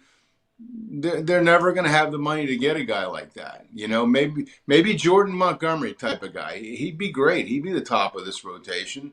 And I think he's still available. I can't keep track, but I think he is. Yes, he is. Yes, he is. Okay, well, if the Yankees don't get Yamamoto, they probably make a big run at Montgomery and pay him more money than the Reds would ever be able to pay him. So it's disappointing, yeah, but that's kind of life in Major League Baseball. College basketball. UC, let's start with them. We know they're getting ready to start that grueling Big 12 conference schedule. I think 5 of their first 6 conference games are against teams that are ranked in the top 25 in the country. They're going through this whole eligibility deal with Reynolds, who's rolled the dice. He's playing. We'll wait and see how all that plays out. I sure hope for the kid's sake that he's able to play and he doesn't get this year taken away because it's just so ridiculous what the NCAA is doing in this case and many, many others, men and women, at college athletes all over the country. But as it pertains to Wes Miller, now he's not getting run either. But I think this is a talented team, man. I mean, I really think they've got good talent on this team. But in their 2 biggest games so far this year, they were a no-show against Xavier and especially the other night against Dayton. You know, I don't think it's unreasonable, Doc, to you to start expecting this team to start winning some big games. Well, yeah, and those were the only 2 games that you might have gotten some kind of a measuring stick from watching. I mean, the early season schedule, when you play Bryant and Stetson and hyphen schools, and you know, well, what does that tell you? I don't think it tells you anything. So we'll see. This is his 3rd year. He himself, Miller, has admitted that I don't really know how to make this team go yet. The pieces are not clicking yet. Well, that's kind of your job, man. You know, that's what you're supposed to do. You know, make these pieces fit. I think for them, as well as for almost any other college basketball team now in this era of the portal and NIL, you know, it's so much about being comfortable with the guys you're on the court with. It's so much about teamwork. Basketball is all about teamwork. You know, being able to count on a guy or know where a guy is going to be in a certain situation when you're playing 5-on-5, you're not getting that anymore. Guys aren't staying long enough. You know, the notion that, you've got, 3 senior starters or even junior starters coming back is ancient. So it's really put a premium on a coach's ability to get his team playing like a team by the time March Madness rolls around. Certainly, hopefully by the time conference play rolls around. I think that's what we're seeing not only at UC, but at Xavier is this sort of unfamiliarity with one another is costing them. I think it's costing them a lot of places, but you can see it here fairly obviously. They don't, whether it's UC or Xavier, they don't have the pieces working the way they want them to work. Now, a lot of games to be played, so we'll see. But right now, I think you're seeing the effect of that constant churn now we're going to have because of the way the system is. All right, now the last thing I want to ask you is about Michigan, because you pay a lot of attention to stuff that goes on in college athletics and college sports. I think your term was quasi-amateur, and Lord knows it's full, all-out professional sports now, basically at the major college level. But man, this Michigan thing, Doc, to me, this looks like they might be in for a rough go here. They had the thing handed down yesterday about the recruiting stuff during COVID. They've got this investigation that now the FBI has taken over in relation to some computer stuff. I don't think anybody really knows the scope of that investigation, at least not publicly. And then you've got the sign stealing thing, which the NCAA has not wrapped up and addressed yet. This is a big story, man. I think it is. Am I wrong, you think, or not really?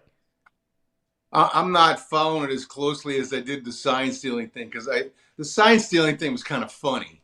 I mean, it was terrible. You shouldn't do that, obviously, but it was kind of amusing to me that the guy could just show up at a stadium and, train his cell phone on the other team for 3 hours. But yeah, man, you want everything to be up and up. It shouldn't be amusing, and it shouldn't be entertaining or make college football more interesting, as some have suggested. You got to know that the game is on the up and up.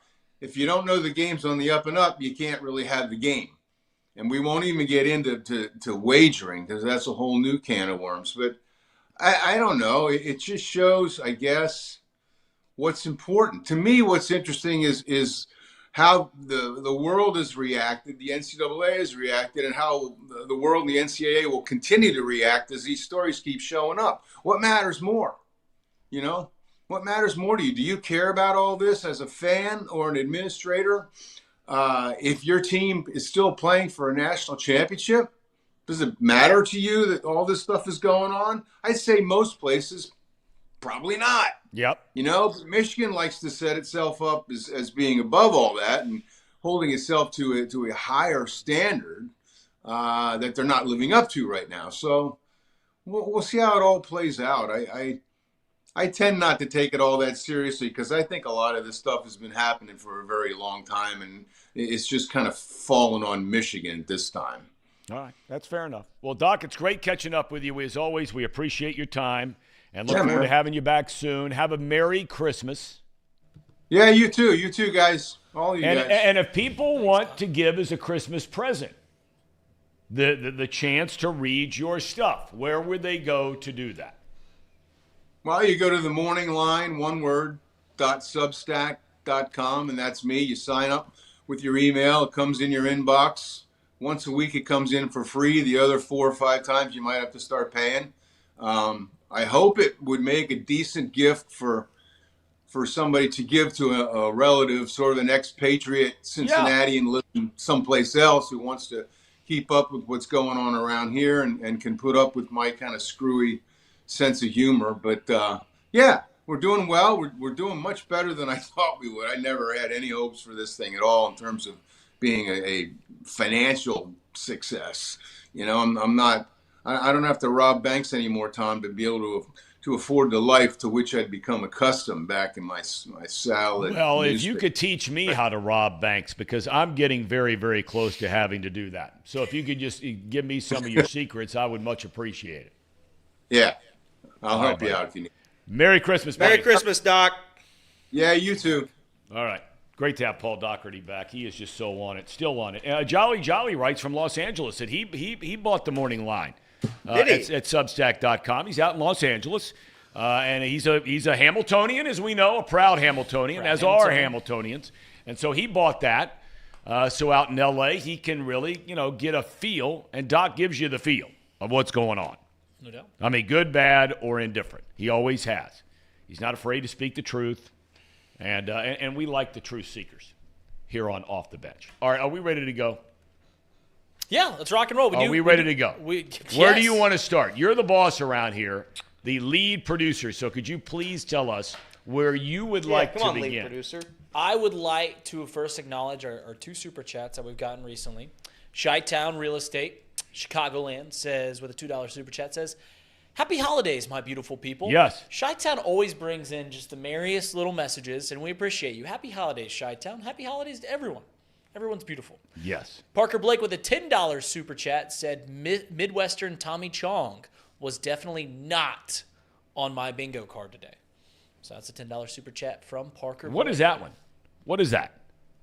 Is this from Cheech and Chong? I imagine, yeah. Tommy. You guys aren't even old enough to know Cheech We and know Chong. Cheech and Chong. We know Elliot knows Cheech and Chong. I've never seen the film. Elliot hear it's knows great. Cheech and Chong. Just the I've lifestyle. heard, I hear very good things about it. Just the lifestyle. Kyle Brown Bowling is a happy Hamiltonian. He is. Kyle Bowling. Yeah, no doubt about it. Bowling's. Jordan says Hamilton must be really getting to Tom, about to turn to crime to survive. That's not nice. That's not nice, Jordan. Do banks even carry this is a where whole lot we of cash come anymore? to come to work every day. What's that? Can robbing a bank even be fruitful these days? Like, do they I still think carry it'd be a lot very of cash? fruitful. It happens. I'm just saying, like, do they still carry cash? Are they still required to carry 10% That's a good of the question. cash? Because that used to be a law. They had to carry 10% of the people that were a part of that bank cash. I think that's long gone. So I think it's all just digital. It's all just zeros and Let's try it. binary code. No, let's do it. Let's do it. Bank right down the road. First Financial. All right. The first game we're going to play, Tom, and we're going to keep the NFL talk right here. We played a game. We started a game last week. We called Frauds or For Real. This was in your absence. We went around and we talked about the teams of the National Football League. We said which teams are frauds Yep. and which teams are for real. We're We not gonna love play- that word frauds around. Yes, we do. It's thrown around quite a bit. This week, instead of teams, we're going to do quarterbacks. Which quarterbacks are frauds and which quarterbacks are for real. And it's open to interpretation, however you want to interpret it. So without further ado. Because I was going to ask that because I don't know what names are coming up. So it's going to be a surprise to me, just like you at home when we rip these off. So whatever your interpretation is, so you could pick a guy, and I could just decide that I'm going to give him either one or the other, based on what I think.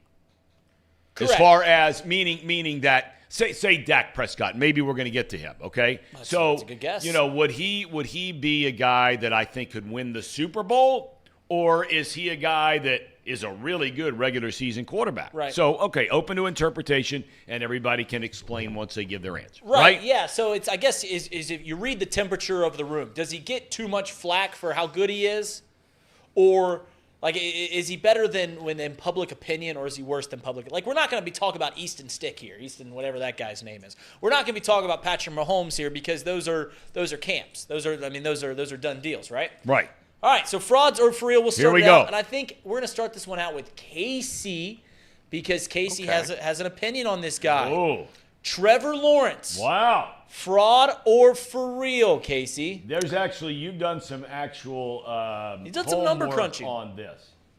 Yeah, and I actually have it pulled up here because I was looking at this beforehand, and I'll just do this little test for everyone really Right. quickly. Okay. Two players have pretty much the exact same stats. I'm going to read them out for you, and you tell me who player A and player B is, right? Player A has 1,200 yards total. The other one has basically 1,200 yards. 12,000. Sorry, yes, 12,000. The other player Big has difference. 66 touchdowns.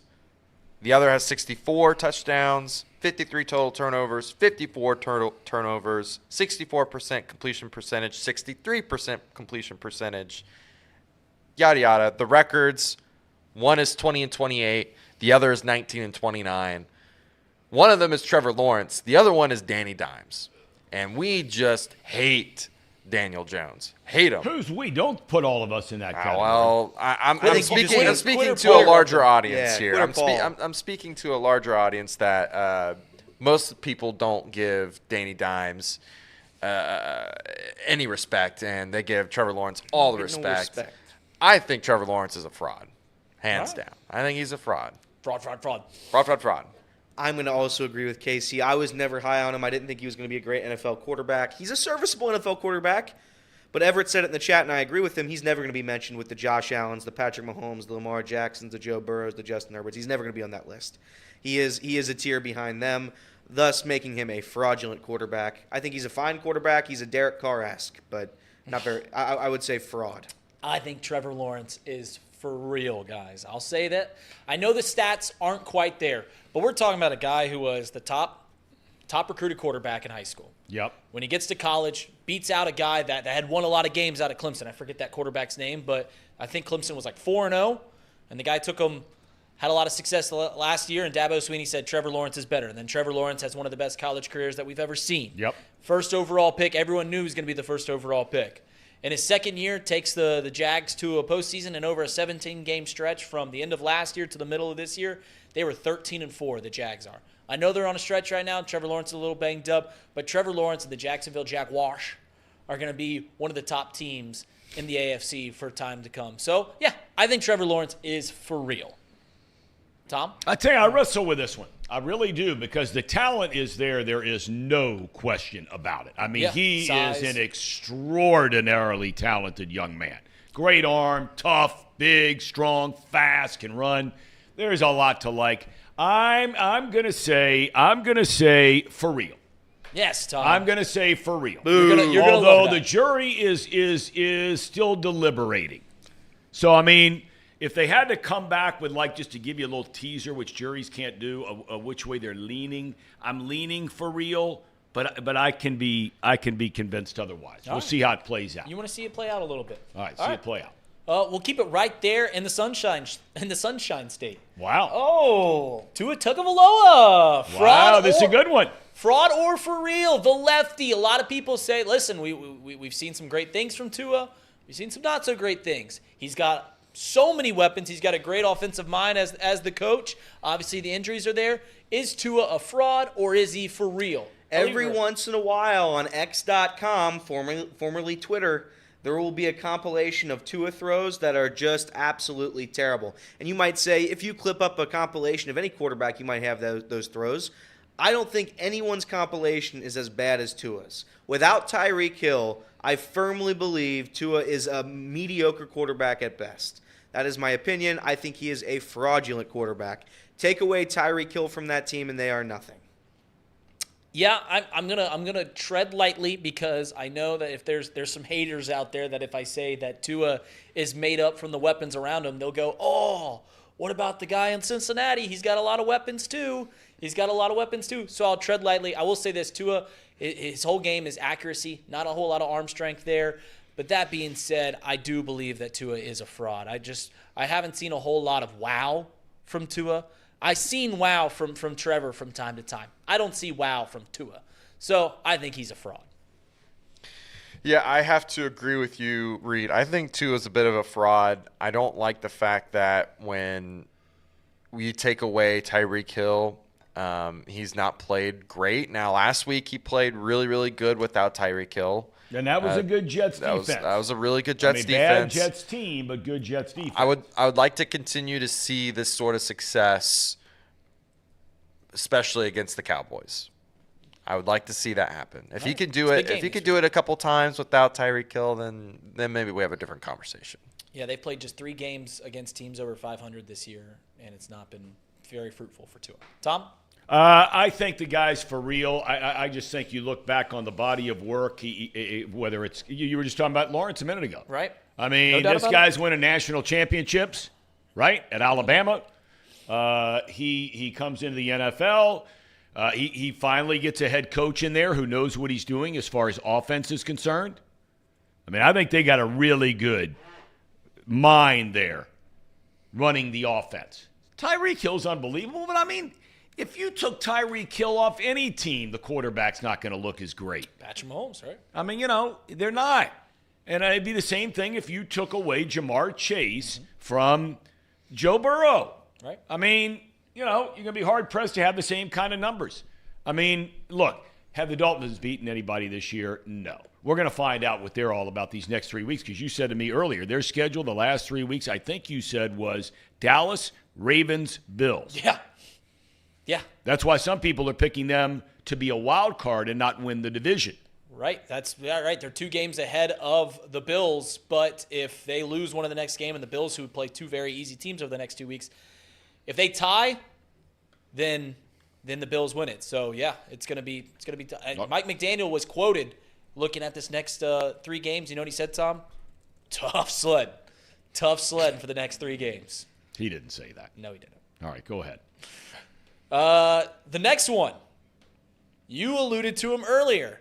This is a tale as old as time, a song as old as rhyme, Tom. Beauty and the Beast.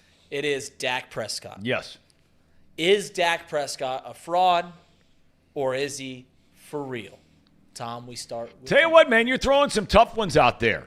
And I think you get this same kind of reaction from anywhere of these 3 guys. Because I think you really could go either direction. I've not seen anything from Dak Prescott that can make me believe that he's going to win a Super Bowl anytime soon. And that's not all his fault. Mm-hmm. But it just seems like when they play the big one, he's not there. I really like the guy. He just seems like a really good dude to me. He's well-spoken. You never read anything bad about the guy. There's incredible pressure, unlike any other pressure of any other sports franchise in any sport. No one has the pressure that Dak Prescott or anyone else has as being the quarterback of the Dallas Cowboys. No doubt. It is relentless pressure. But as far as, if I had to have the guy for the next 5-10 years, he's for real. I'll take him. All right, for real. Listen, we'll get to Casey last, but here's the thing about Dak Prescott is we had this conversation 3 years ago. We'll have it 3 years from now because the tape is out on Dak Prescott. You know exactly what you're going to get. Some games he's going to show up and he's going to look lights out and they're going to put up 45 points. Other games he's going to look like he's never thrown a football before, and that's just what you're going to get.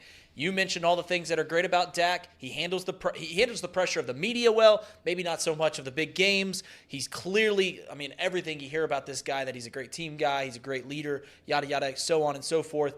But if the benchmark is that he's a top 5 quarterback, that he's going to get the Dallas Cowboys to a Super Bowl, I'm still not going to believe that till my eyes see it, and then I'll firmly flip it to the other side, and I'll never change it again. But at this very moment, I think Dak Prescott's a fraud. I think he's for real. I actually think Dak Prescott's for real. He gets a lot of flack for the playoff stuff. He gets a lot of flack for, disappearing. Looked lost in Buffalo for sure. But I do think if you had Dak Prescott on your team, I don't think you're complaining about who's your quarterback. I think he deserved to be paid. I think he's a top 10 quarterback in the National Football League. You would want him on your team if you're the other 22 teams. That's a fact. So, Dak Prescott for real. 2 for reals, 1 fraud. Casey. So I wanted to look at his playoff career. He's 2-4 in the playoffs. They're not terrible. That Green Bay, his rookie year, he definitely deserved to win that game. That was an amazing throw at the end of the ball game from Aaron Rodgers to even put them in a position to win that game. The next year, he beats Seattle in the wild card round. They lose the eventual Super Bowl runner-ups in the Rams. That was a game. I'm not familiar exactly what happened in that game, but just looking at the numbers, it doesn't really suggest to me that he necessarily lost them that game. And then they play San Francisco, and he got sacked 5 times. It's hard to win a ball game when you're getting sacked and pressured that many times. I'll give him a pass on that. He beats Tom Brady and the Tampa Bay Bucks in 2023. And then loses to San Francisco, who at that moment in time, Brock Purdy was tearing up the league. Yep.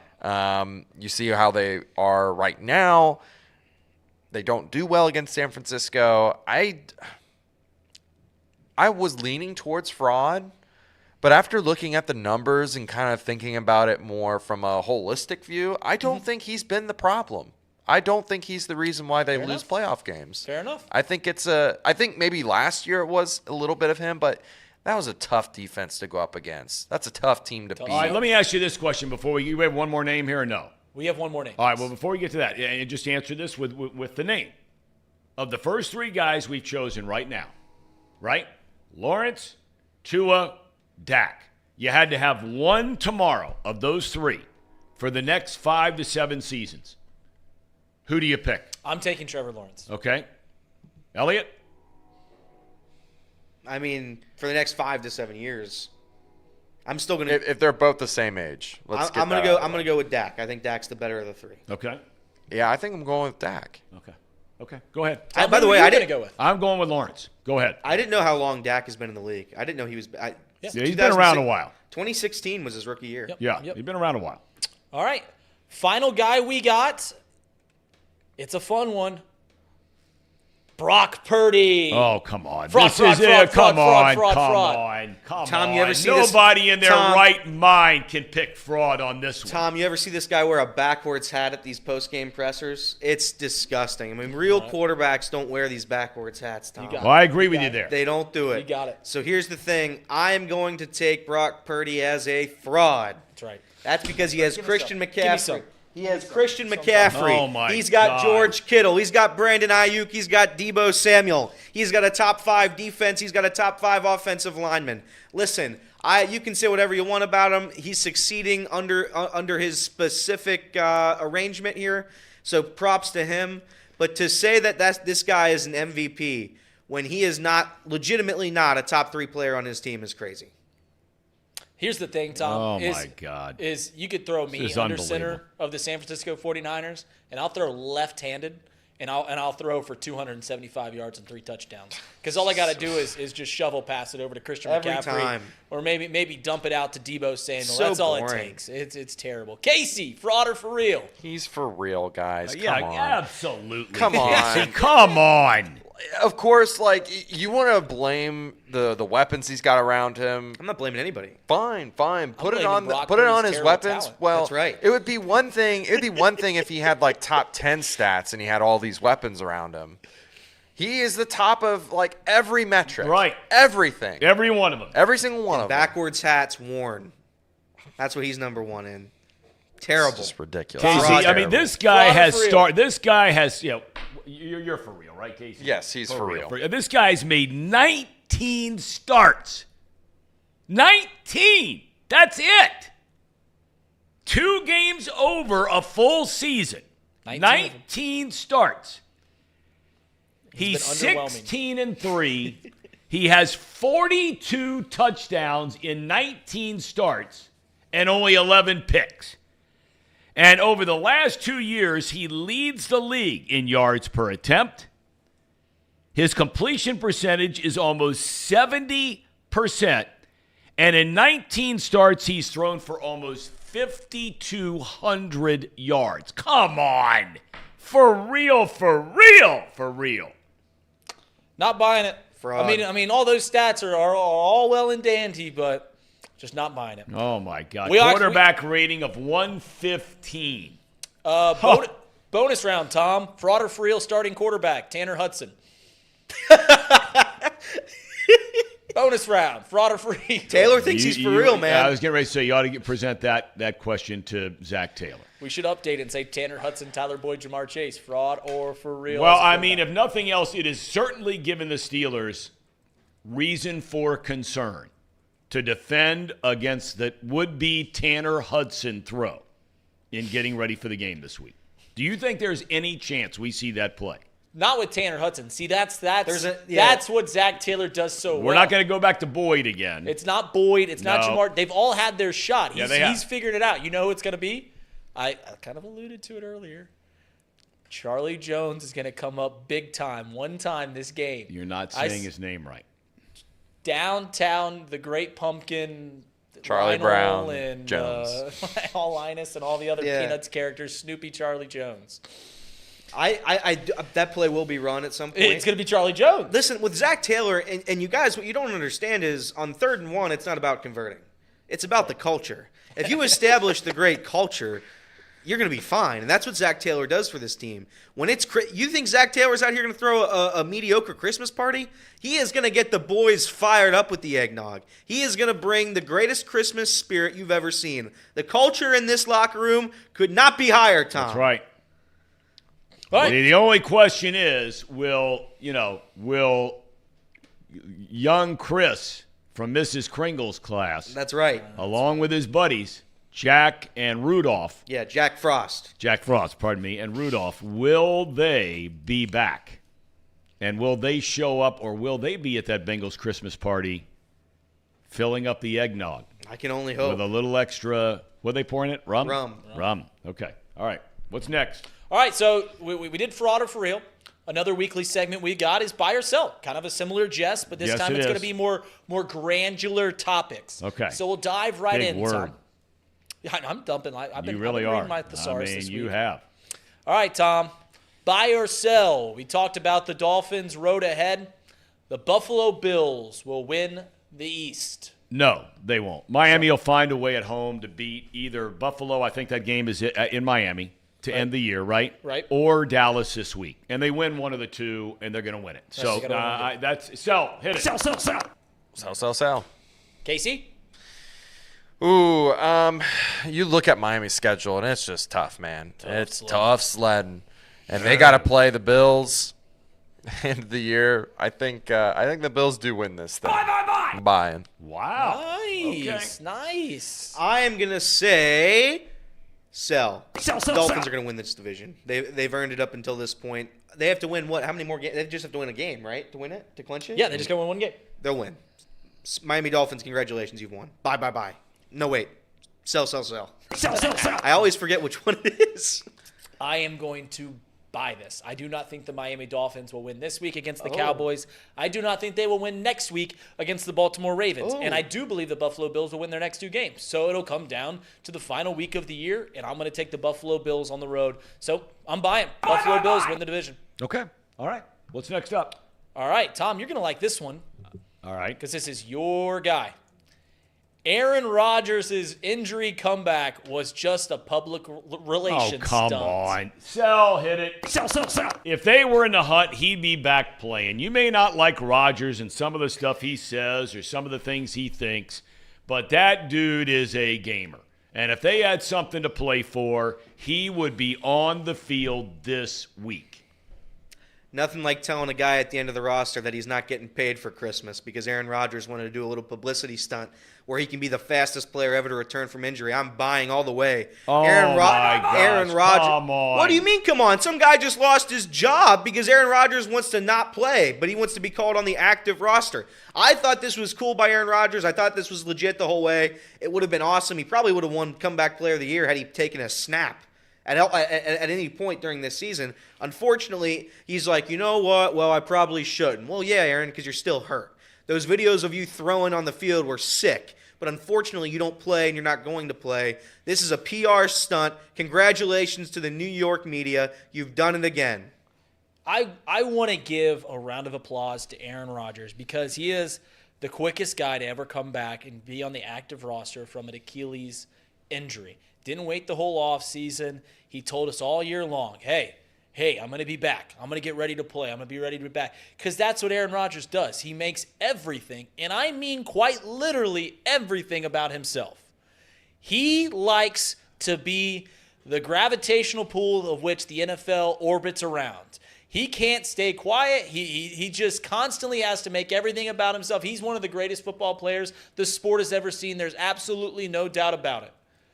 But we all knew he tore his Achilles. Oh, he's done for the year. No.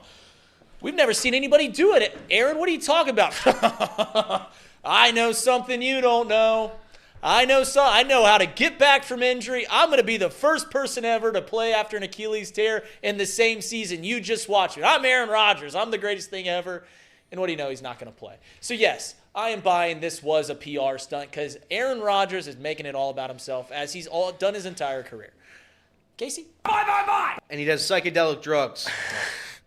I do think that if there was a chance, like, here's the thing is, like, I think two things can be true. I think it was a PR stunt, but if the Jets legitimately had a chance to make it into the playoffs or to have a chance to play in the playoffs, I think Rodgers would attempt to come back and he would be sorry.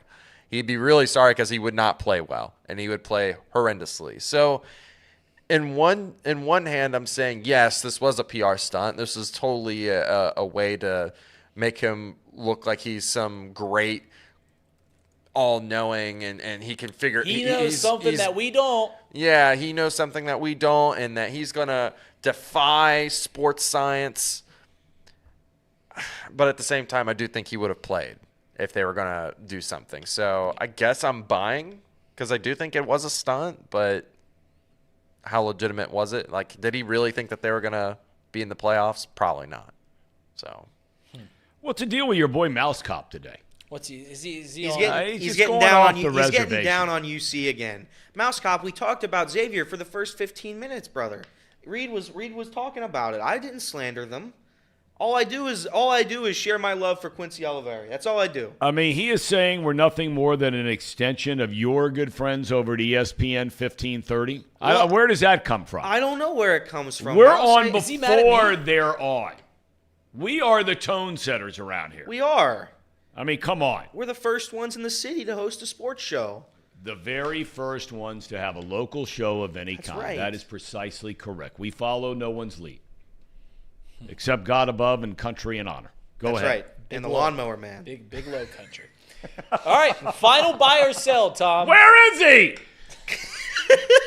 I would buy him a new lawnmower. It looked like it. I would buy him one if we could find him. I haven't seen him. I'm sure the blade's dull after all that There's cement. no doubt. I mean, I'd even pay for him. Maybe if he likes that one, I would take it in to the shop. I took mine in recently. Yeah. Just to make sure everything was good for the winter, you know, when you're shutting it down. Oh, yeah. And so I would do it for him, but I have not seen him. Fair enough. Where are you? Buy or sell, Tom? 10 wins gets the Bengals in the postseason. I'm buying. You think so? I do. I think they're getting in with 10. Yep. All right. Bye. Hit it. Bye. Thank you. Casey? I know what I said earlier today about the ESPN having all those teams at 11-6.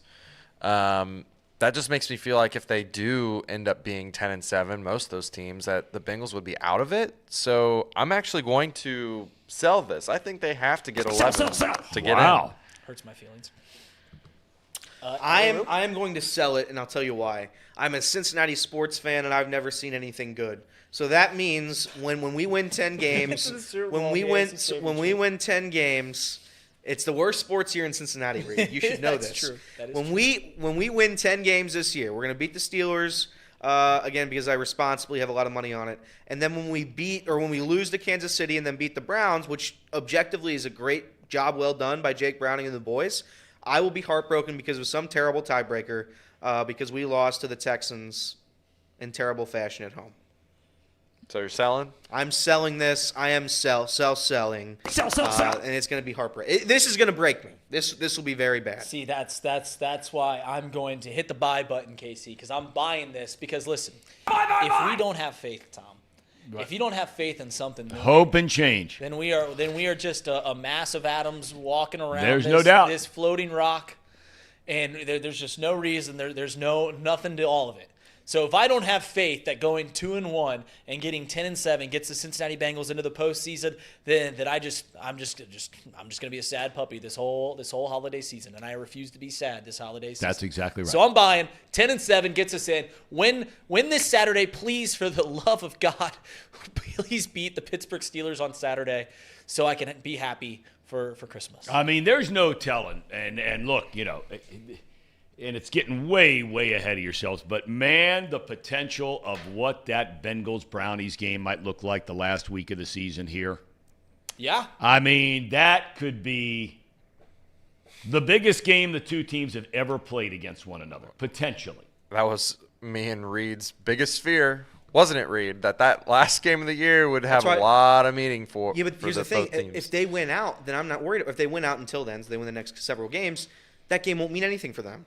The Browns? Yeah, so that's what we need to do. We need to get to that point, and then Yeah, because they're not going to win the division. They would basically Correct. nail down where they sit right now, which is the first wild card spot. Yep. Because you can't go into the top four, so they know they're going to play a road game in the first game. So it doesn't make any – I mean, Baltimore's not going to collapse. They're not giving up a two-game lead with 3 to go. That's not happening. And For what it's worth, if the Cleveland Browns win their next 2 games to where they're 11-5, even if we beat them the final week and we go 11-6, they go 11-6. The Bills went out, and I believe it's the Colts The Colts would have to go 11-6. Bengals wouldn't make the postseason at 11-6. Right. Like, there's a chance that even that doesn't get them in, which is just wild. Like, that's clearly not going to happen. I mean, all those things could happen. Like, any of those teams can go 11-6, but for all of them to go 11, it's like a less than 1% chance of that happening. But there's a scenario in which 11-6 doesn't get the Bengals in the postseason either. I have hope, and as I've always said, hope is a good thing. Maybe hope is a good thing. Maybe the best of things, and no good thing ever dies. That's right. Can you name the movie? As I've always said. No good thing ever dies. Hope is a good thing, maybe the best of things, and no good thing ever dies. No, what is it? I'll let the people in the chat. Anybody? Bueller? Andy Dufresne. Jolly got it. I knew Jolly was going to get it right away. Jolly's dialed in. He has nothing else to do. I mean, he allegedly has his family and all his Fox important stuff, and he has the, he's sitting out there in L.A., La La Land at 8:50, and he's posting Andy Dufresne. Okay, do we have one more? We do have one more. All right. And I just thought of it based on that one. Buy or sell, the Shawshank Redemption is overrated. Buy. Sell. Buy. Sell. It's not the best here. movie ever. Oh, It's This not is even when close. This is when It's a I would fine buy movie. that May not be fiery the best thing. ever, but that is come on. It's Overrated. Buy. You're overrated. Your face is overrated. Listen. Think about what I'm saying.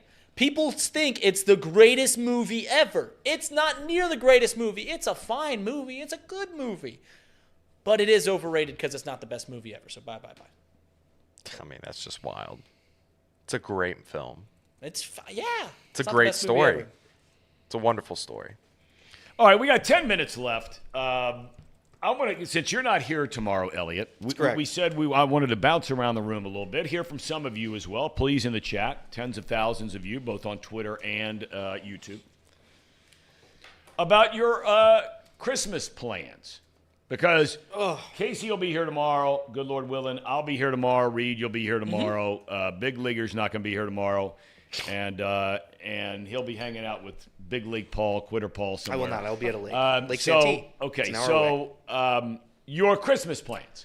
Specifically, what are you doing Christmas Eve? Yes. Is your family, if you exchange gifts, and some families don't, if you exchange gifts, do you do it Christmas Eve or Christmas Day? So my family, we've got it down to a science now. I'm very lucky to have, every member of my family still with me. So I have 4 grandparents. I go to 2 grandma and grandpas on Christmas Eve. We go to Christmas Eve Mass. Then we go to Midnight Mass? Not midnight mass, 5 p.m. And then I go to I'm gonna call them how I call them. If you don't like the way I call them, then you can go elsewhere. But Mama and Papa Pete, as I call them, I will go to their house after Christmas Eve Mass. We will then exchange family there. That is my mother's mother and father. Okay. So we'll have that side of the family there. Then on Christmas Day, we go back to that same house for a quick brunch, about an hour or two, and then we go for the rest of the day to my dad's side, Mama and Papa rearing. So they will get us for the other half. So we have a whole planned out. It's a lot of moving around. It's a lot of moving around. Wow. Well, good luck. Thank you. Merry Christmas. Merry Christmas. Safe to you. travels to all. Thank How you. about you, Mr. Mouse? After your big party Saturday night, then you can run everybody out. The big party is I've had my friends over for Christmas Eve breakfast for years. Last year, we got a Bengals game after the breakfast when they played the Patriots. So I said, hey, Bengals play on the 23rd. Why don't you guys come over on the 23rd? I'll whip out my kegerator. We'll have some fun. So we're doing that on the 23rd. On the 24th, I go to Christmas Mass at St. Joe's here in Hamilton with my wife's family. Been doing that for about 11 years now. Then we open up presents at the in-laws' house. Nice. That's a fun little evening. We wake up the next day. I'm going to drive down to the east side of town to Anderson where my brother lives. And I'm going to watch his son, my godson Cooper, open up Christmas presents. Cool. And then I'll spend Christmas with my family. So that's my Christmas Very, plans. very nice. Yeah. Well, have a great one. You too. Thank Tom. Case? I mean, you're busy. I'm You always got a lot busy. going on. I always got a lot going on, Tom. I believe so. Actually, in all honesty, Christmas for me kind of starts today. We're going to Festival of Lights tonight. I think we're all meeting up at like 5:30 Nice. down at the At zoo. the zoo. At the zoo. So I'll be there with my in-laws. We'll go through the Festival of Lights, and then tomorrow we'll have our show. Saturday, I think Saturday morning we're going to my parents' place for Christmas Eve morning, Christmas celebration. So you're going to actually have a Christmas morning, the first one on Christmas Eve morning. Correct. Okay. Yeah. Okay. Yep. And then Christmas Eve evening, we're going to Alex's grandmother's, which is actually her aunt's place, and we're going to celebrate on that side of the family, my mother-in-law's side of the family, and then on that Christmas morning, we'll get up and go to her grandpa's place, which is right across from her parents' house, and we'll have Christmas breakfast. Nice. And then celebrate at her parents' place on Christmas Day. Christmas evening, we go to her dad's side. So that is the full plan. That's lots of going on. Lots of driving and jumping around. Well, Alexandria is in the chat, and she said, she said, this should be good, asking Casey what you're doing, because she says Casey usually doesn't remember when I tell him the schedule for the holiday.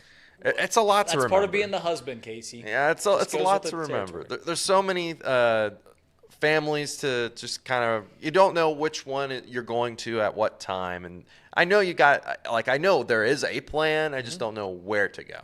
Right? So take that. Well, the thing is, when you have, and we had it in our house growing up as a kid, where, if your parents split up, right? If you're looking at your parents are together, they stayed married forever, everybody's healthy, they're still with you. My mom passed many, many, many years ago. But they were divorced. And so, for a lot of kids and even the parents out there, look, I know where you're coming from, okay, about having to go through that whole thing of going to this house and that side and the mom's house, and, and your kids are having to come here, and then they have to go see their dad. And, it's tough. It's really, really tough. It's tough on everybody. But I certainly hope that everybody can find a way to get along, because it really is a special time of year, which we acted like this a lot more the rest of the year, me included. It's all of us. But we wish everybody nothing but the very, very best. And again, we will be back here tomorrow. We got a big show tomorrow. We are having, I got to make sure, and I want to ask this guy how exactly to pronounce his name, because he is the beat writer for The Athletic covering the Pittsburgh Steelers. I don't know if it's Mike DeFabo or Mike DeFabo. I don't know, and I'll double check with him tomorrow. But he's going to join us tomorrow. Kyle Caskey is going to join us tomorrow to talk about this upcoming game, because this is a monster game, man. Monster game. Mm-hmm. And love that it's a Saturday. I love these Saturdays. Saturday games are great. Get it rolling. Great. Who's a game tonight? That's a big game tonight. Rams the Rams versus and the Saints. That's a big game. It is big. Now, for those who like to bet the Sisty Wisty, I believe a lot of money is on the Rams. Who like to what? The system. Our bosses, Sean. Which you said never works. Yeah, I don't think it does. But if you follow them, if you follow Sean and Sean, then one of them might be right tonight, because there is a Sisty Wisty going on. I think the Rams are heavily favored. All right, will you have any action tonight? Yes. What are you looking? You want to share any of that with us? Yeah. Since there is no box lunch today? Yeah, I will be going against the system. I will be betting on the Rams, because I think the Rams are damn good. And Derek Carr, I think he throws like 21 passes for 150 yards every game. He's lost whatever he had. So I'm going to take the Rams. I love the Rams -4. Betfred Sportsbook. Bet responsibly. Also, real quick, Tom, I'm going to get through these super chats so we don't forget them. Yep. Mark Fetters, $5. Happy holidays, everybody. Yep. Steve from Chicago, $4.99. Justin Fields, for real. I agree with him. Wow. Parker Blake, he says for $5, Casey, did your wife put together your cute little outfit, or was it your own doing? That was my own doing. Parker thinks it's a cute little one. Cute little outfit. Does your wife? Are you kidding me? That's rolling out of the rack outfit. Throw on a T-shirt, throw on a sweatshirt, throw on a lid. You don't even have to shower up. No. I mean, that's not pick. Who would ask that? That was Who Parker. did ask that? That was Parker. Oh, Parker, come on, you're better than that. Go ahead. Casey, I think you look cute. Thanks, Casey, Reed. I think you look handsome. Thanks, Elliot. Does your wife ever put out your clothes for you? Because my wife does that quite frequently, and it's my favorite thing about being married. I don't even have to pick what I wear. No, my wife does not pick out my clothes. Like for Christmas on the 24th, I'll just get ready, I'll take a shower. When I get out of the shower, my wife will be like, "Hey, wear these pants, wear this Really? shirt." Oh yeah, it's great. Listen, I'm that's not nice. I'm not so much Mariana's husband. I'm just like her accessory. Like I just show up. I understand. I just show You're up. a trophy husband. I don't know about I mean, that. that's what you I don't know are. about You're that. the trophy I don't know husband. about You that. walk in the room and everybody's like, man, look at this right. dude. That's right. Look at I his just- tight shorts. That's That's right. what you're all Hey, saying. listen. Shorts, tight shorts. That's right. A medium. Yeah. I Shirt. A schmedium. Medium. Here's the thing. I guarantee all my clothes will be very tight for Christmas. Yeah. I guarantee she'll Yeah. pick them all out and they'll be incredibly And a tight. cute little haircut on top. That's exactly right. Big league haircut that she cut. So she dictates that as well, Yes. his look. I don't listen. When I tell you that I don't think about what I wear, it's very much I don't. Like I'm a 6-year-old. I wake up and you just lay out. There the you go, clothes. like Garanimals. That's right. That's right. Alexandria, as one final closing comment, she says, I leave for work at 6 a.m., so I can't put Casey together. Like Humpty Dumpty. Yeah, that's right. Right? Yep. That's right. All right, Elliot, Merry Christmas. We won't see you until after the holiday. That's You're not right. here tomorrow. Safe travels, okay?